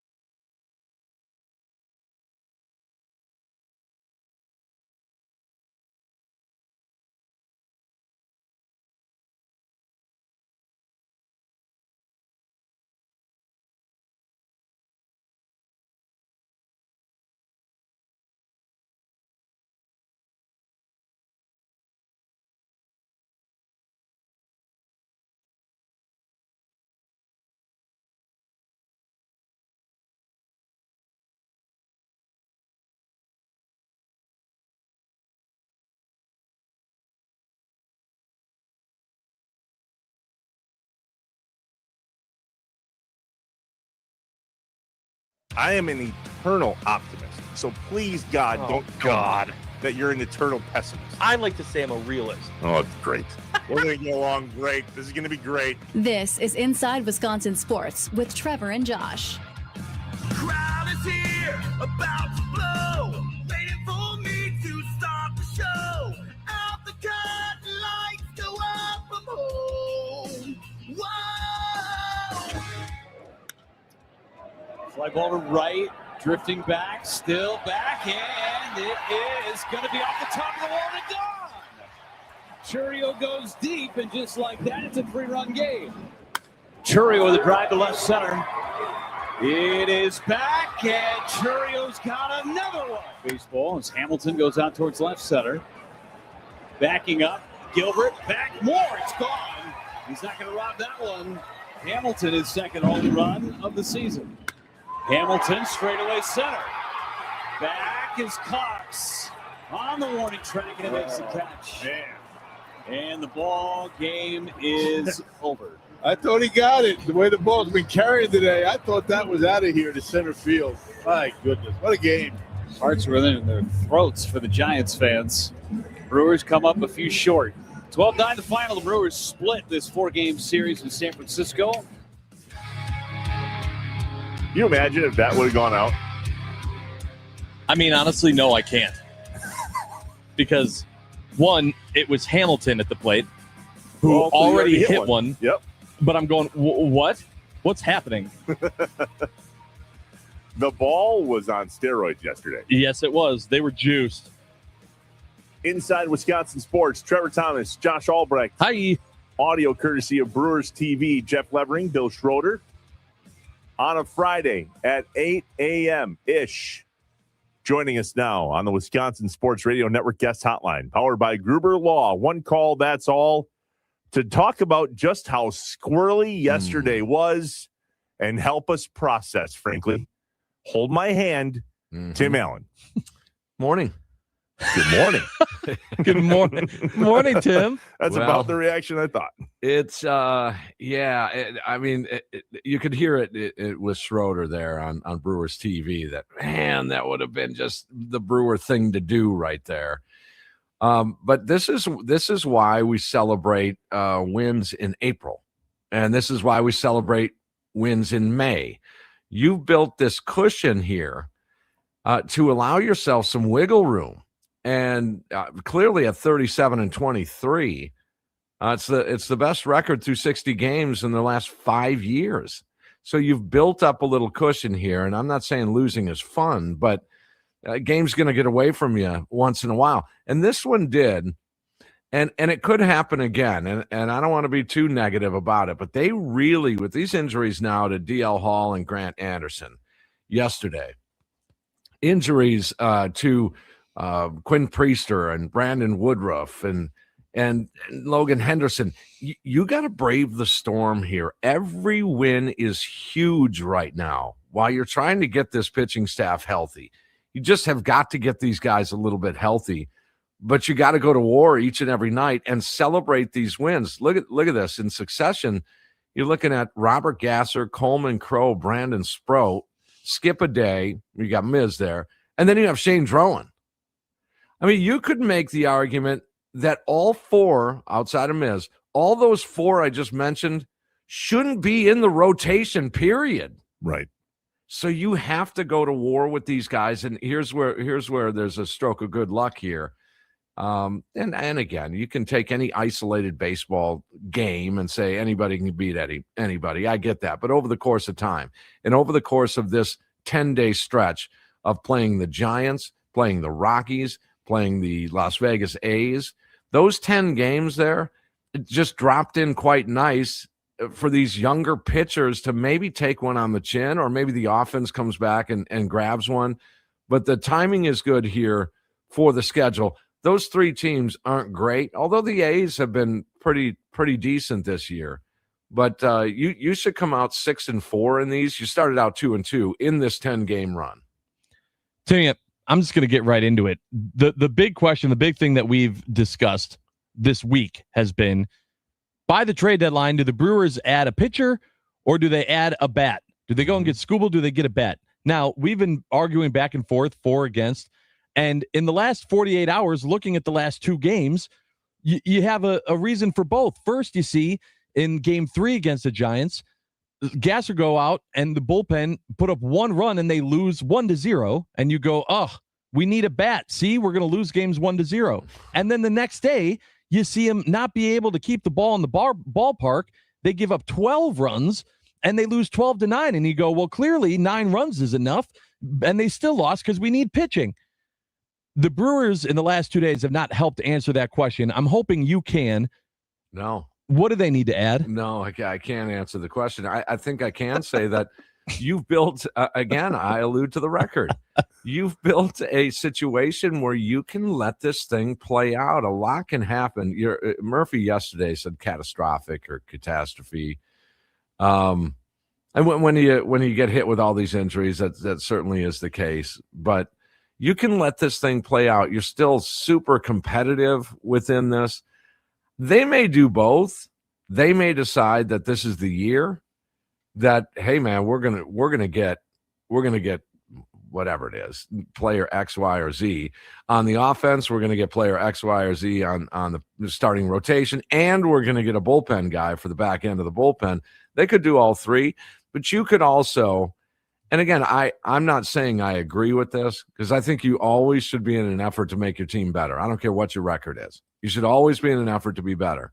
But you could make the argument to defend the organization for saying, wait a second. If everyone's clamoring for an extra player, look at our record here, folks. We got one of the best records in the league. Now they're 14, 15 games over 500. I'm just saying you could make that argument if you're the organization. You could say, hey, what are you guys talking about? You guys on Sports Talk, you guys doing knuckleheads doing post-game shows, you're screaming for another player. Well, you would think our record was 23-37, the way some respond. But again, I don't agree with that. I think they will make moves. I don't know when, but just to finish on that note, I don't think it'll be that. You know how I've been referring to this as of late, Black Monday in the NFL, where just a million things happen and coaches are fired and moving all over the place, just a whole heap of stuff. I don't think that's going to happen for the Brewers in one day. I don't think they're going to say, all right, we're going to DFA Rengifo. We're going to send Joey down. We're going to bring Cooper Pratt up. We're going to bring Jet Williams up. We're going to send Perkins down. We're going to bring Luis Lauer up. Oh, and we made a trade and we grabbed a reliever. That's not going to happen all in one day. Could those things happen? Sure. But in succession, maybe it's a week here and they make a move, and then 10 days later make another move. But I believe, Josh, to really get down to your answer, I believe they will make moves. That's up to them. I don't know. I don't know. It could be a starter, could be a reliever, could be an offensive weapon. It could be all three. Tim Allen, Inside Wisconsin Sports with Trevor and Josh. I have a very simple follow-up to that. When? When? Well, we're here June 5th. Is that where we're at? Mm-hmm. June 5th. Matt Arnold tends to do a little sooner rather than later, because look what happens when you wait this thing out. This is another thing to consider. Look what happened last year. The Brewers wanted a bat, right? Or at least Brewer fans wanted another bat. Eugenio Suarez. And it was all over you got to get Suarez, and on and on and on and on. Well, during all that, time was passing. And the price tag was going up. There was a bidding war. Who's going to bid the most? And then it gets to the deadline, and no, we're out. It's just too expensive. So Matt Arnold, I think, is going to be rather sooner than later. And I would think, if I'm guessing here, if those moves come to fruition, I'm going to say from now until the first week of July. So a month. I thought maybe this weekend with Colorado and the Athletics, maybe just one guy, like a Cooper Pratt or something like that. Or is move could happen. No. You're right. I thought you were talking about trades. No, you're. Well, but the way you put it all with all of those minor league, we have so many options, whether it's trades, bats, pitchers, call-ups, put-downs, DFA'd. I mean, and then, of course, Rengifo goes and makes good plays, and Blake Perk. You see what I'm saying? There's so many different options, and to your point, it's not going to be all in one day. No. So when do we start to see what I would call some movement in the direction of, I would say, replacing or refining how we're going to continue to move forward consistently? I mean, I feel horrible for Blake Perkins. I just do. I mean, it comes down to, you're mad and frustrated because he's not producing. And then you hear Pat Murphy defend him and say, hey, he's had some decent at-bats from the right side. When? Where? I mean, they grade at-bats a little different than we do. We grade at-bats, we look at numbers.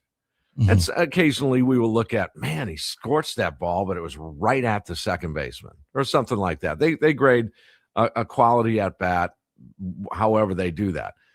But I feel bad for Blake Perkins. To your point, Trevor, that I think that move is probably the first one. You just can't have, with a team like this, you can't have one of your bench guys, which we all know Murphy's going to use. If you're on this team, you will be used. You can't have one of your guys hitting 90. You can't do it, guys. It's just I don't understand. Someone has to explain to me. I love Blake Perkins as a person. I think he's a great guy and all of that. And I like him because he's in a Brewers uniform. But I mean, the productivity, you can't have this. You just, I don't know.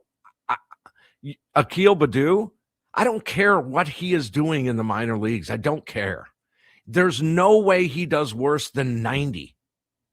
Luis Lara, as a younger dude, there's no chance he does worse than 90. By just happenstance, you should get a flare base hit once in a while. By circumstance, you should hit a duffer on the infield and beat it out for an infield single. There's just nothing there. Now, yesterday he worked 2 walks in a slugfest type game and drove in a run. I'll grant him that too. But again, you look at the numbers. If he's going to be used, he pinch hits for Sal Frelick. I mean, again, I get pushing the tail a little bit and saying, hey, come on, Perk, we got you. We're going to use you. We know you're going to bust out of it. There's got to be an end game here. There's got to be a breaking point. And when is that breaking point, Tim? It could be, to Trevor's point, it could be this weekend with him. Yeah. It could be. I think that's fair. So then, Tim, the last thing I had was, it felt like, and I know this is the roller coaster of the season, and we got to sometimes stop ourselves and go, hey, it's still June. Like, everyone calm down. But we were feeling pretty good going into this Giants series. Now coming out of it, not so much. What do you think happens on this road trip? Yeah, it's 2 games, and how emotions can just swerve all over the road. And when you're swerving all over the road, it's the easiest place to get hit. And so, that being said, I can't help the way the emotional roller coaster runs. I'm loving this season, despite the last 2 games. I am absolutely having a blast this year. Now, moving forward, you've got 3 against the Rockies. They're not good. Good teams beat bad teams. Would everyone agree that the Rockies are a bad team? Yes. I think so. Oh, yep. I hope they don't turn it on this weekend. Okay, well, would everyone agree that the Brewers are a good team? Good teams beat bad teams. That's what happens. So the next 6 games, for definitely the next 3. Now the A's, that's an interesting scenario. They spent some time in first place. They're decent. They're going to battle you. They just took 2 of 3 in Chicago, and that again, when you look at the resume of the Brewers this year, does the Cubs sweep mean as much as it did at the time? We'll have to wait and see. We'll have to wait and see on that. So did they beat a good team when they swept the Cubs? Yeah, I think they probably are a good team. I think we're still kind of waiting for them. And the A's, they're probably sort of a good team, I would think. I mean, they're much better I will say that for the Las Vegas A's. But these next 6 games, Josh, 4-2. I'll take that. You come back out of this 10 games, Giants, Rockies, and A's. You come back 6-4, and you've chewed up a half a month in roughly. You're within a couple of days because next Thursday the Brewers have an off day. Sure. So you'll get to June 11th going 6-4. That's almost half a month of +2 on the 500 scale. I would take that. So win the series, win this Rocky series, win the A series. All right, one more for me, and then we'll let you go. But you got to tell us where you're playing a gig this weekend for sure. Yeah, but thank you. We're doing a post-gamer party, and occasionally we do this. It's sort of this listener appreciation thing. I've been on the air a long time, and I thought, we need to pay back. We need to pay back for all the fun we've had for over a couple of decades here. So we call them post-gamer get-togethers, a listener post-gamer appreciation party. Sorry, I did hit my cough button. But yeah, and we just give a whole bunch of stuff away in my band place. So I mean, it's that easy. There's no cover charge. You don't need to buy anything to win. Upon arrival, you get a raffle ticket, and you have the opportunity to win gift cards for the fan shop at American Family Field. Again, just free. Just draw your number and you win them. We brought a box full of the Tim and Tommy post-game T-shirts. We're going to have $50 gift cards to eat some food at the Potawatomi Sportsbook. So $50 in food while you're there playing the Brewers bets. And then finally, some Summerfest tickets. And here's the kicker. I'm a little old school. In order to buy Summer, you got to download the app. And then you got to transfer and email it to what's your email address? And then you got to do the barcode. And then, what's my password? I forgot my password. I thought I won tickets. We have actual Summerfest tickets in my hand. The actual ticket. Nice. Which I think people feel better when, I don't know about you, but I'm still fighting technology in that regard. I bought some tickets to go see the Brewers next week in Las Vegas. And of course, it's all online. I can't get the tickets. It's all scan this and do that and all that. So we have Summerfest tickets. This is going on tomorrow at 2:00. It's going to be at Spirits Bar in South Milwaukee. It's part of the South Milwaukee block party. And plenty of things, food trucks everywhere. There's plenty of beverage for you. The weather, they moved the rain out of the forecast. So we're going to play from 2 to 5. The post-gamer party is going to be from 2 to 5 tomorrow afternoon. Tommy Wirtz is going to be there as well, so you can harass him. But yeah, we'll do a band gig. We'll give away a bunch of stuff, and we're looking to have some fun at Spirits. It's 922 Milwaukee Avenue in South Milwaukee. Tim Allen, the post-game show. Nothing like it. God, I wish I could go to that. That sounds awesome. There'll be others, Trevor. We'll get you. Okay. All right. We'll get you. Sounds good. Can you sing? He can. I can. Yeah, he can. Would you sing a song with us? Oh, depends boy. how many cocktails you get in. Yeah. Depends on if he's going to work that Monday. We'll talk. We will talk. Yes. I love it. We'll talk. All Have a right. great weekend. Thanks, We'll Timmy. talk to you Monday. Yep. You got See you, brother. Wisconsin Sports Radio Network guest hotline powered by Gruber Law. One call, that's all.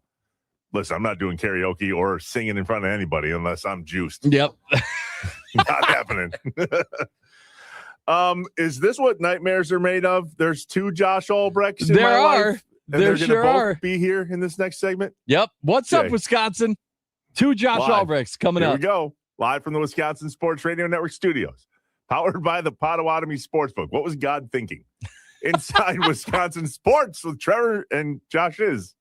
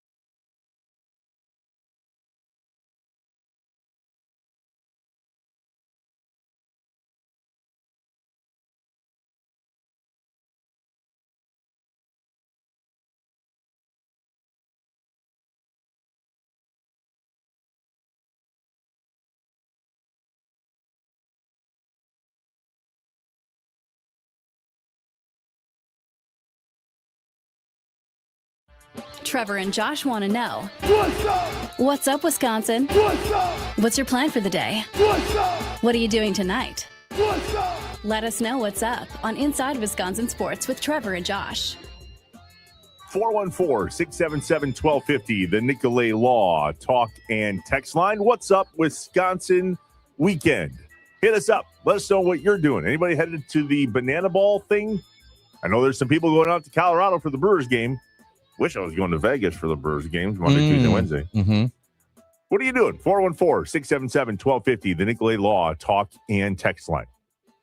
So I woke up to an email that said, hey, 8:25-ish, Josh Albrecht is going to join the show. To which I was like, duh. Hopefully earlier than that. I got nothing. But no, there's somehow two of you, and you do a podcast together. Joining us now on the Wisconsin Sports Radio Network guest hotline, powered by Gruber Law, one call, that's all. Josh Albrecht. Well, you don't look alike. Nope. There's that.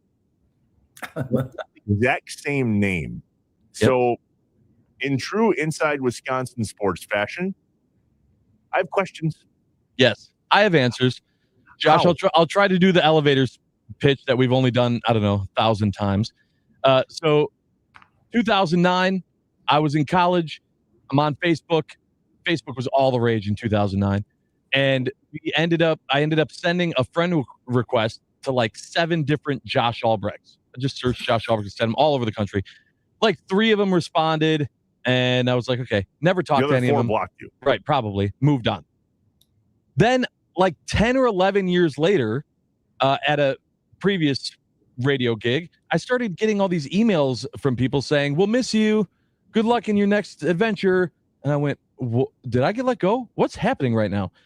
And then someone forwarded me a press release from Visit Milwaukee that said, Josh Albrecht hired as new marketing director. And I went, what?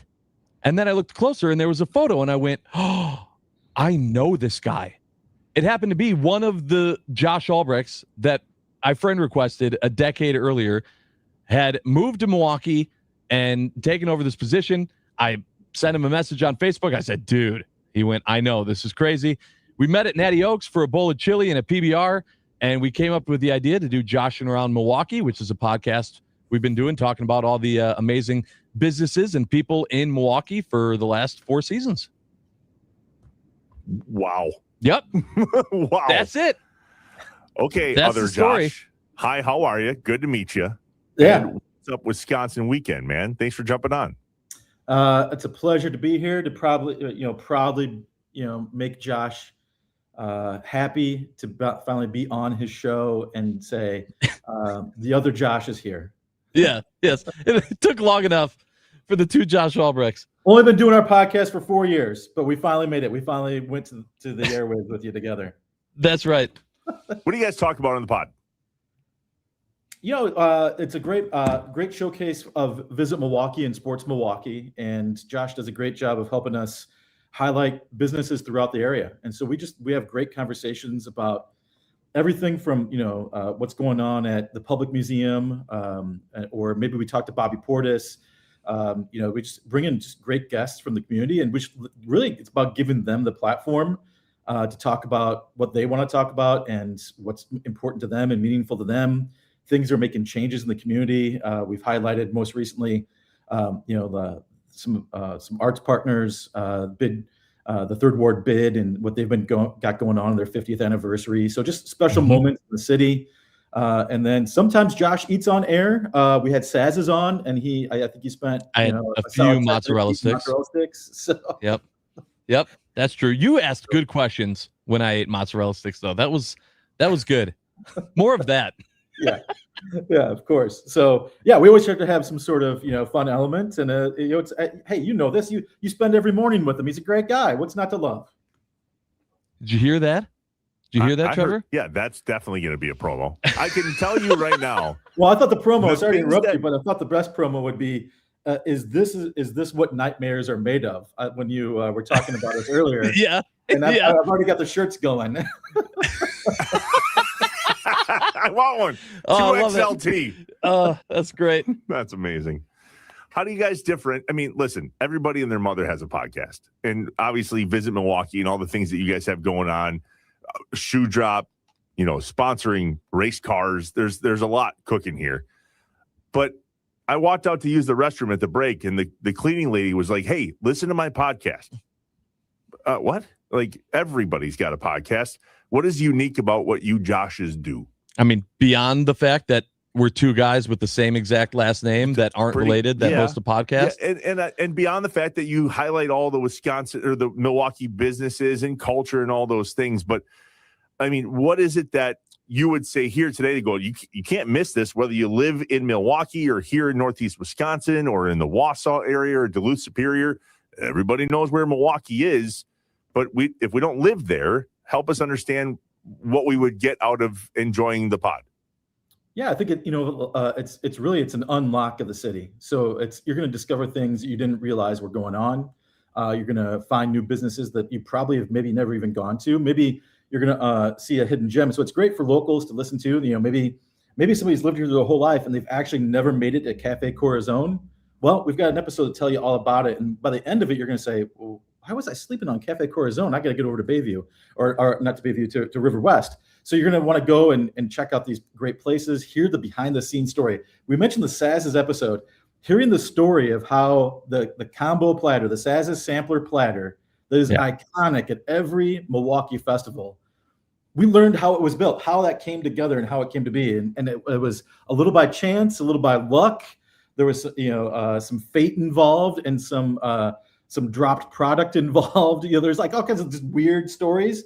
And you get that sort of, behind the curtain storytelling of the city. And I think that's really a great time. And you get some really witty jokes. I mean, the jokes. Yes. The dad puns that we bring to a podcast are top notch for sure. No, I mean, Josh nailed it. And the other nice thing is that it just, even if you live in Northeastern Wisconsin or anywhere in the state, if you're making it down to go to a Brewer game or to a Bucks game, but you don't know where the heck you're going beforehand or after, it's bringing that kind of tourism angle into it of, here's a place where you should check out before or after the game. You're making your way down here anyway. Here's a fun place to stop by. On top of the partnerships like this one going on, not with just with these shoes, but with an IndyCar. Let's get into a little bit here of just what's going on this weekend with What's Up Wisconsin. So the IndyCar race is really exciting. There's a race down in St. Louis, so it starts Saturday for the qualifying rounds. Sunday is the actual race day. It's the Indy Next by Firestone at Worldwide Technology Raceway. These races always have extensive names. So that's what the race is called for those who are looking at it. And we're excited for this because we're hosting, Milwaukee, the Milwaukee Mile is hosting an Indy race at the end of August. So we thought, how can we celebrate the city, though, and get people, race fans and people in St. Louis excited about coming to Milwaukee for that weekend later this summer, while also celebrating our shoe launch, which is happening on Saturday, and celebrating a local driver, all as part of this. And so we're really excited to be partnering with Yuvan, who's a local race driver. He's from Oconomowoc, went to the University of Wisconsin, and we're going to take over his car. His car is going to be wrapped in Milwaukee colors and Milwaukee pride. We've got a partnership with Summerfest and Shake James, who's the owner of Clicks and Sneaks, is doing the sneaker launch.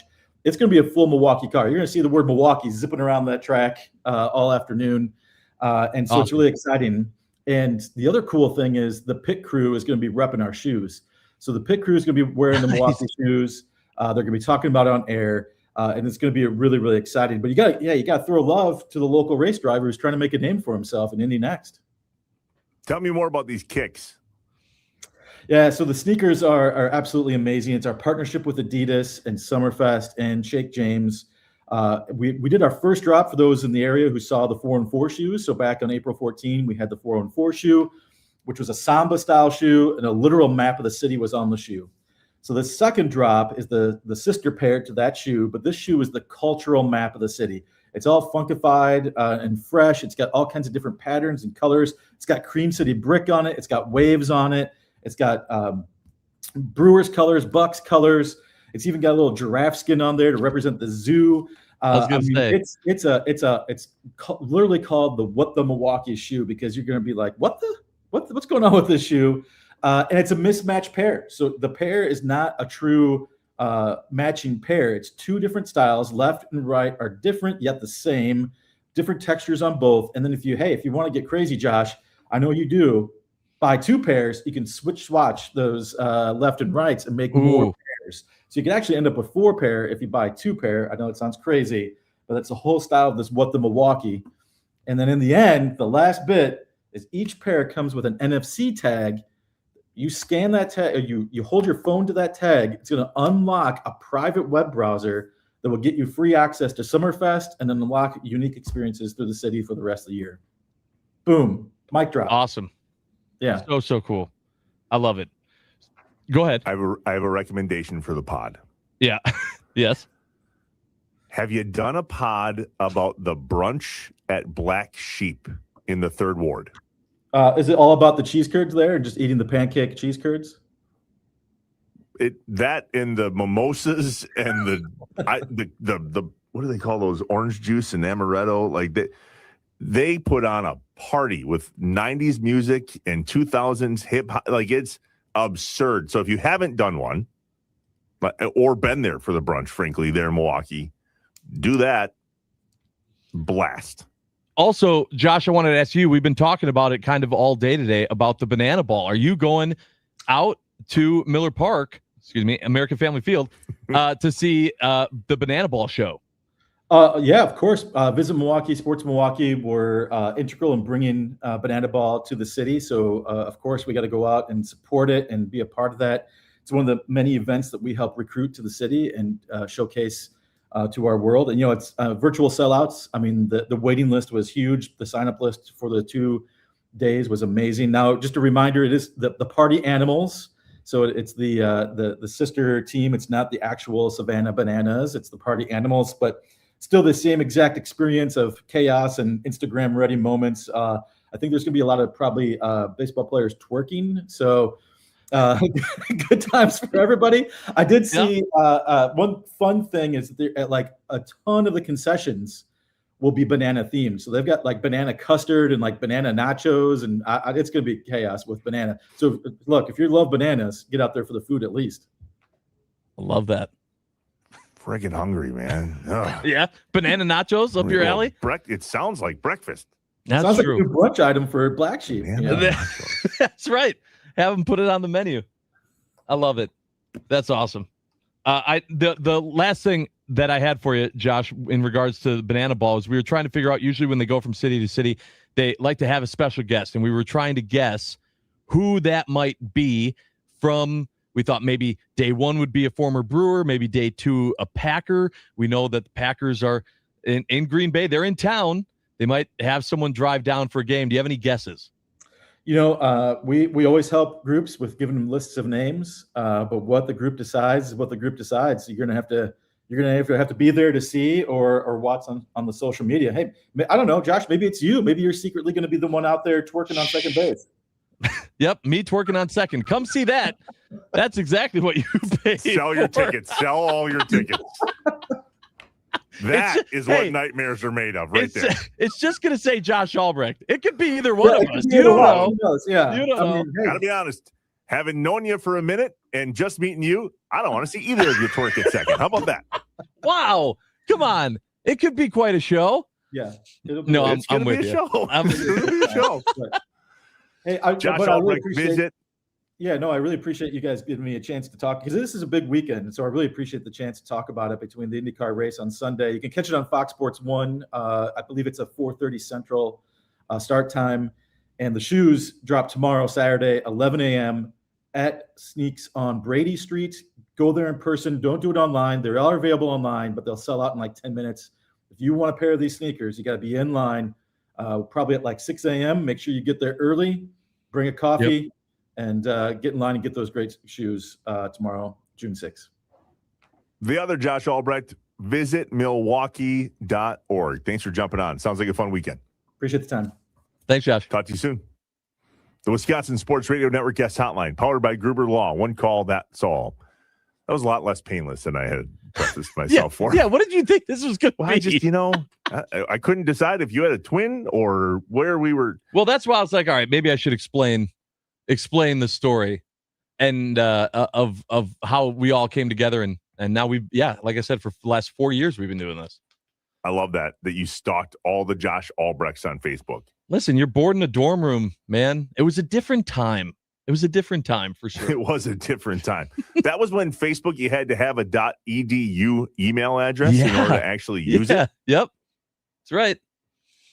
Oh, how times have changed. Yep. Ain't that the truth? When we come back, we'll cross over with our friends from 9 to noon, John Kuhn, Rami Makloff, plus more of What's Up Wisconsin in your world. 414-677-1250, the Nicolay Law Talk and Text Line. We're live from the Wisconsin Sports Radio Network studios, powered by the Potawatomi Sportsbook, inside Wisconsin Sports, with Trevor and that Josh Albrecht.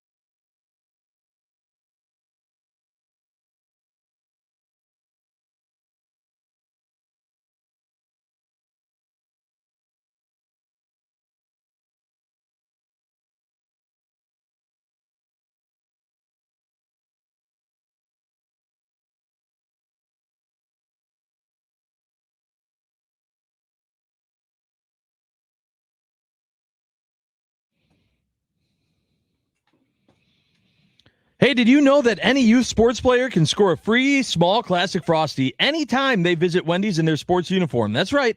Just stop by after practice or with your team after a game. Who doesn't love a Frosty? Inside Wisconsin Sports with Trevor and Josh.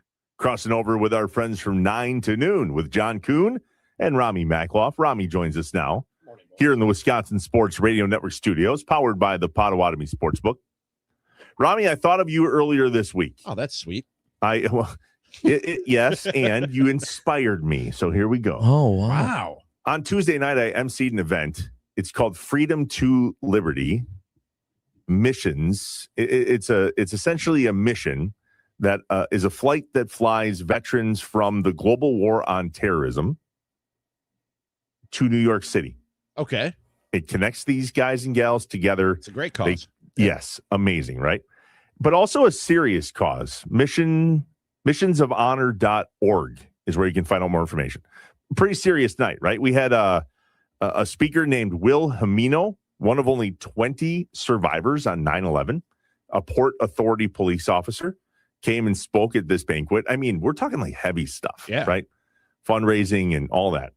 When I asked Steve Trinkner, who put it together, what my role was as MC, I'm like, how do you want me to take the night? And he's like, oh, dude, we need you to make people laugh. And I was like, huh? I mean, I sit in a room by myself. Josh laughs at me sometimes, but yeah. Did you bring up your Diet Sprite? And nope. Okay. None of that. But I did take a top 5 list on the top 5 Friday and gave the top 5 funny things that we wish we could get out of our head that we can't. Okay. Because obviously 9/11, we'll never forget where we were, what we were doing. We'll never get that out of our head, right? So I'll share my list with you if you want. But where I'm going with this more is I did not realize until I was walking up on stage that this was literally a stand-up comedy bit, and it's the first time I've ever done it. Nice. Rami, How'd it go? It went great. And I know this for 2 reasons. Number 1, they laughed, which is a dead giveaway. Yes. And number 2, I got with the business calls an applause break. Oh, wow. Wow. Applause break for Trevor. I Wow. know. Wow. Checks in the mail. I'm impressed. Look at you. I'm not kidding you guys. I had a mic in my hand and it was shaking. I was freaking out. So, dude, that's a lot harder than all of you comedians make it look. Yeah, it is. Yeah, it is. Now, did you, because the first time I ever did stand-up, there were nerves. You know, I actually tripped going up the stairs onto the stage my first time. Purpose, so probably. Yeah. Brilliant. And I just made a joke out of it. I was like, I did that on purpose, you guys. And that got a laugh. And as soon as I got that first laugh, nerves just melted away. Like all the nervousness just melted away. Did you, once you got that first laugh, did you sort of settle in and no, you were nope. the whole time. You were the whole time. I was holding the mic with both hands, Rami. Oh my God. Like Shane Gillis style. Because I was shaking so bad. So anyway, props to you guys that do the stand-up stuff. It is harder than it looks. They laughed. It worked. It was funny. It's one of those things, just not just stand-up, but like public speaking that like people say, like I did an event for the National Guard, and like these guys, like they go to battle. You know what I mean? And they were coming up to me after the show. They're like, I could never do what you do. I'm like, what?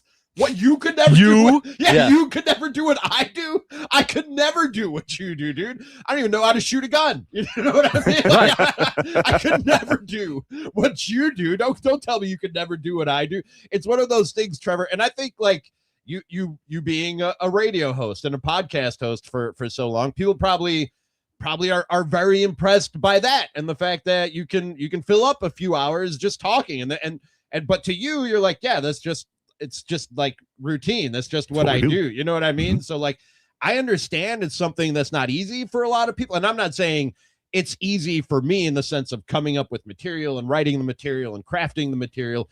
But as far as like going up and doing it and any nerves that are involved in it, it's foreign to me to think that that's a hard thing to do. You know what I mean?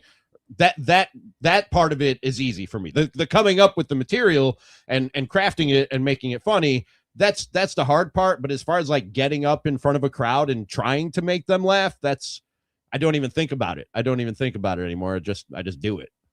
What's coming up from 9 to noon? Oh, a jam-packed show today from 9 to noon. First of all, we're going to keep trying to get to are one of you the ones hacking Tommy's Twitter? No. We need to get to the bottom of this. Tommy's Twitter got hacked? Yeah. And well, hacked. No. Supposedly, allegedly, it's been hacked. Tommy keeps tweeting out Chicago sports stuff like PCA is the best center fielder in the league. I think it's really someone whose name win. rhymes with Crandon Pride. That is, I think that's erroneous. Mm. That's it's nobody. Sign out, bro. We don't. I mean, if it is, I don't know. Sure. No clue. No one has a Nobody clue. knows except for the person who's doing it. We got a Brewers back-to-back losses to talk about, which that's something weird. We'll talk about that. 10 o'clock hour. We'll get into some Packers talk. And some absurd sound of. I've been teasing a Tom Brady soundbite. Yeah, we're gonna ever get to this? We're gonna get to it. It's gonna be part of absurd sound. I'll believe it when I hear it. The 11 o'clock hour. This is turning into the Matt Damon bit on the Jimmy Kimmel Yes, it show, is. Where every night he's saying, we ran out of time. Yep. That was not my intent. That was not my intent. We will get to it today. I promise. Thanks to Josh Albrecht and Tim Allen for joining us on Inside Wisconsin Sports with Trevor and the other Josh Albrecht. Have a great weekend, Wisconsin. We appreciate you guys chiming in with all your top fives on a Top 5 Friday. The list was long, impossible to get to all of it. We're live from the Wisconsin Sports Radio Network studios, powered by the Potawatomi Sportsbook, Inside Wisconsin Sports with Trevor and Josh. I'm out on Monday. But I'll see you because we're not done yet.